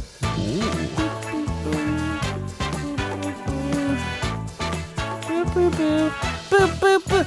This one's from Brandon K. Gann. Hello, everyone. Game time. Taking the idea I had for my awful antonyms and silly synonyms game from a while back, I thought I would submit a similar guessing game, Anagram Names. Below, I've provided 20 seemingly random, unrelated, and outright bizarre words or phrases, and your task is to determine which games these are, because each one of them is an anagram of the game. Each one is an anagram of the game's franchise or singular name. So, for example, if the prompt was AC Thunder, the answer would be Uncharted. So you can rearrange the letters of Uncharted to spell AC Thunder, right? Yeah. Okay. Okay. Yes. Yes, yeah. This will be hard. Okay. This will be tough. Don't get hung up on the spacing or the amount of words in the anagram. This is just primarily focusing on the total letters provided. One helpful hint, no franchise is duplicated. This feels like it's going to be very hard. Yeah. Okay. So So we get a few. anagram, the letters are jumbled, Yeah. right? It's a jumble. So, wait, is it the same number of It's a letters? jumble. 1, 2, 3, 4, 5, 6, 7, 8, 9, 10. 1, 2, 3, 4, 5, 6, 7, 8, 9, 10, 11? Okay, I must have just counted wrong. Okay. Number 1, fault those. Oh, okay, now I get it. So it's the letters They're are, providing the no. They're providing the jumbled random words, the anagrams, and then you have to unanagram them into. The thaumaturge. That's a good guess. fault those. Starts with the. If we don't get it after 10 seconds, just go. Yeah. I mean, yeah. I'm just I'm calling at a out chat. computer and I'm like, I'm gonna start writing this out in a notepad so I can solve this. I can't do this in my. I cannot do this in my head. Same. Dice for Death got it Sorry. in chat. It's The Last of Us. Nice. Oh, okay. All right, number I'm 2, I'm not a real fan. It's okay. Darksome Night. Darksome Dark. Night. Some Night. NIGHT, not KN. This might Oh. be easier if you're seeing them, but I can't show you Yeah, because the yeah. answers are written right next to It's it. definitely a visual. Damian's just using his computer. No, I'm writing it out in notepad so I can do it. I can't visualize Same, this, yeah, so same. you don't. I mean, Same. I'm at least trying here. Otherwise, I'd just be sitting there. Yeah, this Yeah, is. if they were spaced Visualize out it. equally somehow. Here, I wait, guess that's Don. impossible. Can you write it on the? Can you put? Dark. Can you copy Oh, yeah, pasta them sure. onto the monitor for Some Huber? That's going to be way night. easier for him. There's no. But not the answer, obviously. Arkham? No, that's too awesome. It's not. Darksome night. I think that's what We will start going faster. the A. I can also start. I can give you I hints are if the you want. vowels. Night. I can give you hints. E, U, No idea. The correct I. answer is also 2 words. It's a series of games. This is the name of the franchise. If they were doing one of the Mortal Kombat. sequels, No. no. If they were doing one of the sequels, the numbers would make it very obvious, and Dragon. and the fact that there's a slash in the title of one of the sequels would make it very obvious. Wait, I'm Kingdom Hearts. Yes, wait, where's the H? Night. in night. But Oh, I thought it was N-I-G. I It's thought you said written N-I-G. No, I said N-I. Crazy. Oh, I thought you said not like knight, like the knights. Like a armor Oh, I knight. see. Sorry. I got it backwards. All right, next one. So, Afro Wagers, AFRO WAGERS. This is going to take forever. Yeah, just A, do 10. Let's take away yeah, A. I feel like unless the words. O, Gears of War. A. God of Gears of War, yes. Correct. Wow. Oh, wow. Huber got it. Nice. See, he Nice. just needs to see him. I knew it. I knew he just needs to see him. I'm a visual person. All right, this one is insane. Alphonse Wilford Whittiest. Whittiest. WHITIEST. Alright, what's the longest game title you can Yeah, think yeah. of? Just start thinking of long game titles. Pretty much it's a long game title. No word in the actual answer is longer than 5 letters.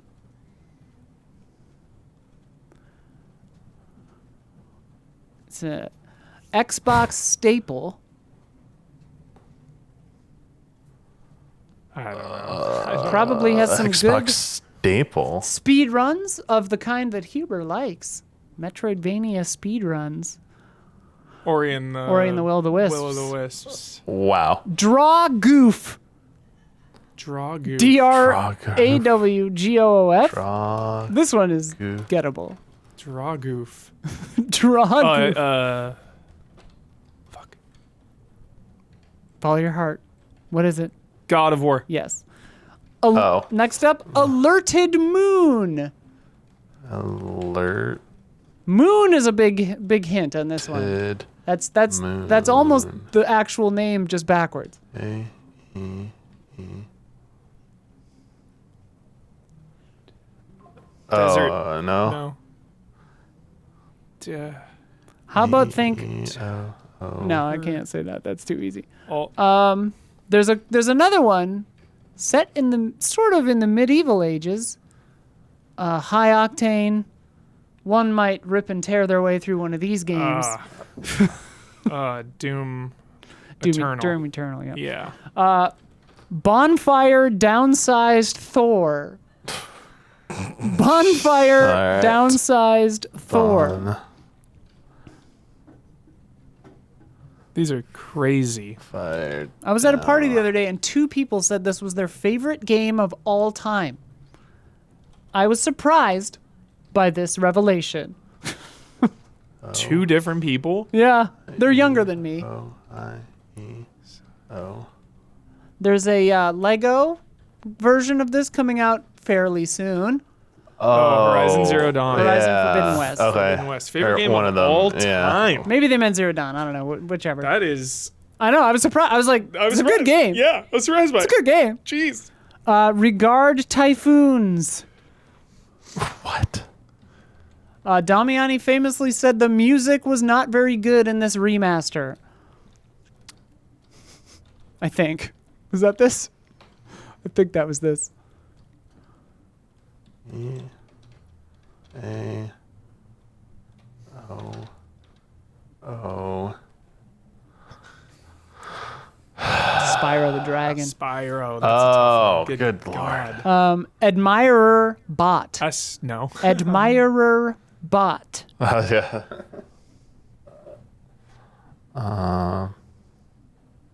All right, I'm gonna start picking them after this one. I'm gonna do number 12 next, Don. Admire bot. I want to get this one. It's annoying me. It's 2 words. Yeah. It's a series. Recently had a remaster. The original had tank controls. Oh, it's on Metroid. Yeah. Not a Metroid's not in the traditional sense. Controls. Inspired a franchise of films. It inspired 2 franchises of Resident films. Evil? 2 franchises of films. One of video gaming's leading ladies. Tomb Raider. Oh, Tomb Raider. yeah. There we go. Okay. All right, this one, Dev Resilient. Resilient. Resident Evil. Resident Evil, obviously. Okay, I'm gonna do this one just because the word is fun. I'm gonna do 13, Don, because the words are funny. We're just gonna do a few more. Fingerboard spikiest. What? I think Damiani, I think you reviewed this game. I remember you thinking the boss fights were a little too soulsy, but you liked the setting and the graphics are really good. Small team, beautiful video game. Makes me think of Terabithia, part of the title. The famous novel. I keep on. Bridge Mine went to to. Terabithia. I went to Shadow of the Colossus, but no. Kenna Bridge of Spirits. The boss were like souls. Like Yeah, it's that. Kenna Bridge of Spirits for that one. I just thought Fingerboard okay. Spikiest was very funny. Yeah, it was Good a hard lord. one. Yeah. All right, let me look. Kenna, for... dude. Top 10 games that did not need to be so hard. What the hell? Yeah, Let's exactly. do, Oh my uh, god. That's true. Very true. Kenna, Oh yeah, that, Yeah. that was pretty funny. no reason. A little much. Next up, Dude. Blatant Fortress Wart. What? Oh my. This series of films and games has a lot more Warhammer. warts. It has a lot more warts on its record than it used to. I'll say that. Since Oh, a being film series that's acquired. gone worse. Ooh. I would say there's only one good of these. Ooh. But that's jokingly, because honestly, there's 3 good of them. Silent Hill. And one of them is a show, and 2 of them are the movies. Oh. Wait. What are you No. smoking? I feel like my hits are maybe not helping you. What?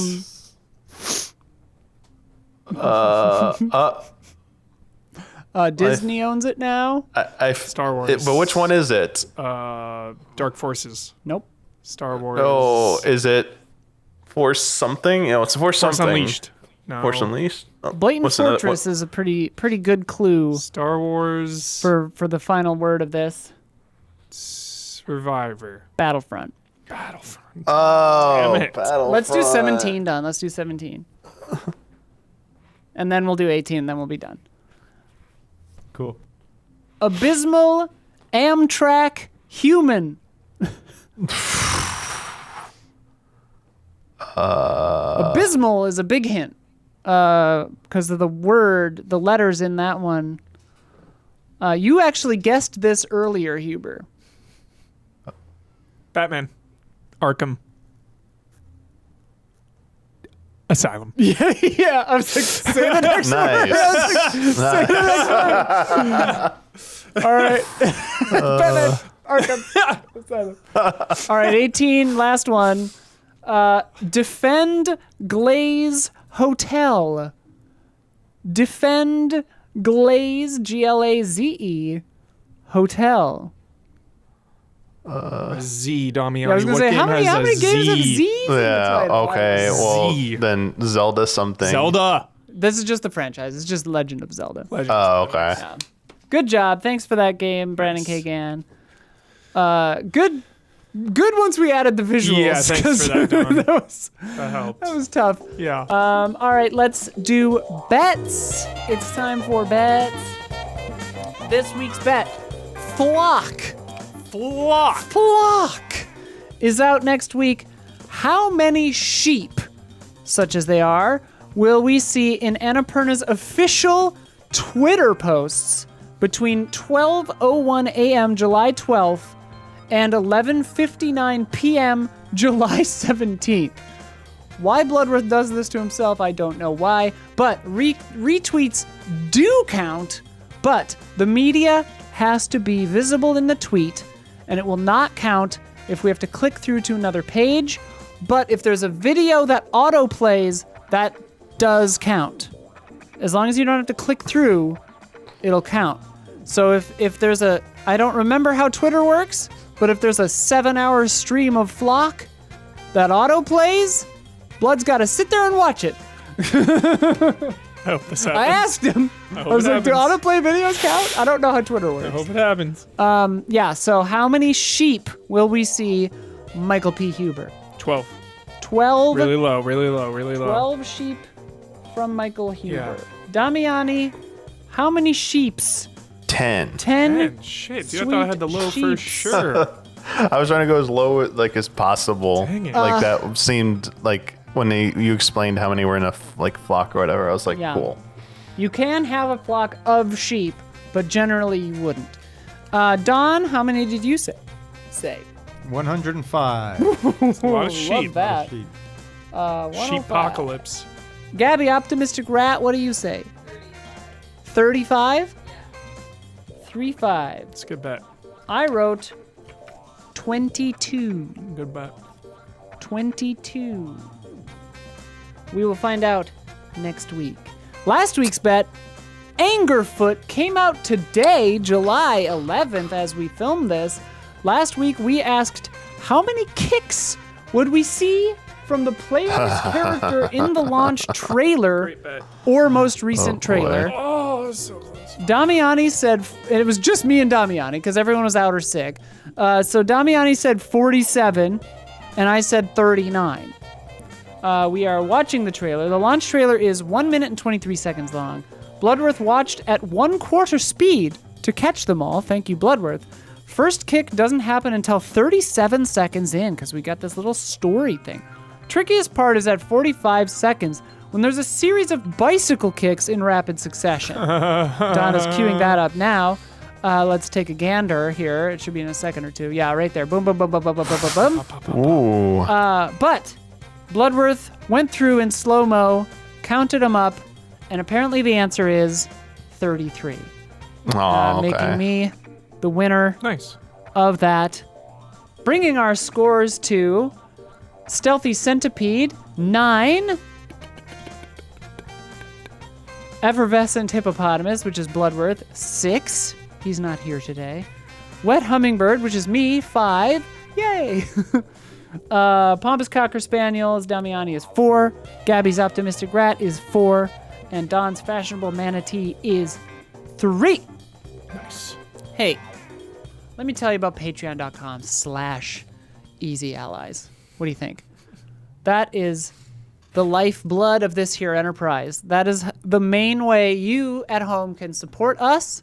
If you really like what we do, if you've been listening for years and are able to pitch in, it would really mean a lot to us. It really helps us out. We recommend the $5 tier. You get a lot of bang for your buck on that. It's kind of the entry-level get everything tier. You get the Discord. You can take part in the top 10s that happen. Right now, I think they're doing, dogs? Which is incredible. Doggos. Those are incredible. Those are great. Our Discord is a really lovely place to hang out. Everyone in there is really fun. It's really nice. You get the podcast 2 days early, ad-free, and you get bonus love and respect questions that don't generally make it out to the public, except pretty much every episode gets leaked. But whatever. You can submit questions to Love and Respect, which is a really fun thing that we do. You know, we answer the questions. And it's just a really great way to support us. There are upper tiers that have more stuff if you want to support more than that and if you're able to, but it would really mean a lot if you helped us out in any way. The top tiers get a shout out, and those shout outs are Jabawabs, Elthanis, and Forever Ender. Shout out. Love that. So for some promotions, we did Trash Babies stream on Tuesday with special guest Omar de Armas. Nice. It was a lot of fun. We played some real winners. Yeah. check it out if you like that. That's where we play games that generally get 60 or less on Metacritic, and then we decide if we trash them or treasure them. It was a lot of fun. Gabby and Sophia, my wife, are going through Baldur's Gate, doing an honor mode run. And what that means, if you're unfamiliar, is it's the hardest difficulty, but harder. Whoa. With if you screw up, it deletes your save. Oh my god. If everyone dies, it deletes your save. Permadeath. Yeah, Love so check permadeath. that out. They made it. They streamed for like 7 hours or something, wasn't it, Gab? Long, yeah, like good. What? 5? Yeah. Good ass stream though. Anyway, check it out. I think they're going to be streaming some more of that tomorrow, Nice. Friday. So check that out. If you're watching us live right now, tomorrow still applies. If you're listening to this later, it might be today or it might be in the past. Go check it out. And if you're going to go to TennoCon, I'll be there, baby. Come see me at TennoCon. The trajectory of my seeing two women at Game Awards and jokingly saying, man, I got to try that Warframe, to they're flying me to TennoCon. Insane. Absolutely. I next truly level. love Warframe. Yeah. And I'm very excited to get to go to that. So funny. Check out all the news and stuff on what's coming down the pipes for my favorite lifestyle game. So yeah, if you're going to be there, say hi. Since Huber was out when he won last week, he and I will split the closing duties. Do you want to final word or shout out anything, or have the closing trademark sign off, or both, or all three, whatever? What do you want? I don't know. What do you want? I like doing my trademark sign off. Okay. What's your trademark sign off? It changes periodically. That's right. Oh, shout out. Shout out. What should we shout out, team? Interview with a Vampire. Interview with the Vampire. I mean, good I think I shouted that out last time. Yeah. Yes. One of the best shows. It's a good ass show. One of the best possible shows you could watch, for sure. I'm actually rewatching The Sopranos, and what I've learned is that show is seriously 20 years ahead of its time. It feels like it was made It was 30 years ahead of its time before we shot. Yeah, it's insane. The Sopranos. Times are catching up, huh? Really, really, really good show. So shout out. Shout out to The Sopranos, dude. Shout out, dude. One of the best shows you could ever watch. Shout out to Vikings Valhalla tonight. Did not know. Final season on Netflix. It's all available. It's there tonight. And also shout out to The Bear season 3, which I've been going through really slowly out of spite. Because they released everything at once, and I truly don't think The Bear should be binged because every single episode is high concept, radically different from one another. Like, they all have a different vibe and a look and a feel, and there's like so much going on that I feel like you would just, I get more out of it by like watching one at a time and then just sitting with it. Yeah. I mean, to relate it to food, you wouldn't want to just like eat 5 steak dinners in a row. You want to eat your steak dinner and then let it digest and savor it. Yeah. Yeah.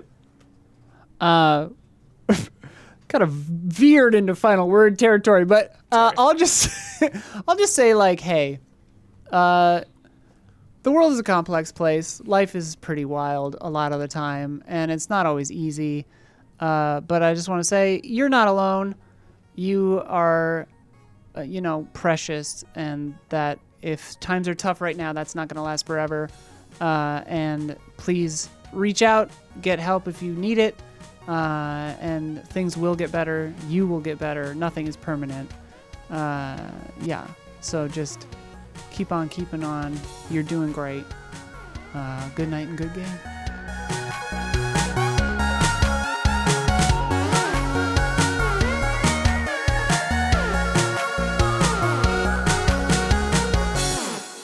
Please, Mr. GTA.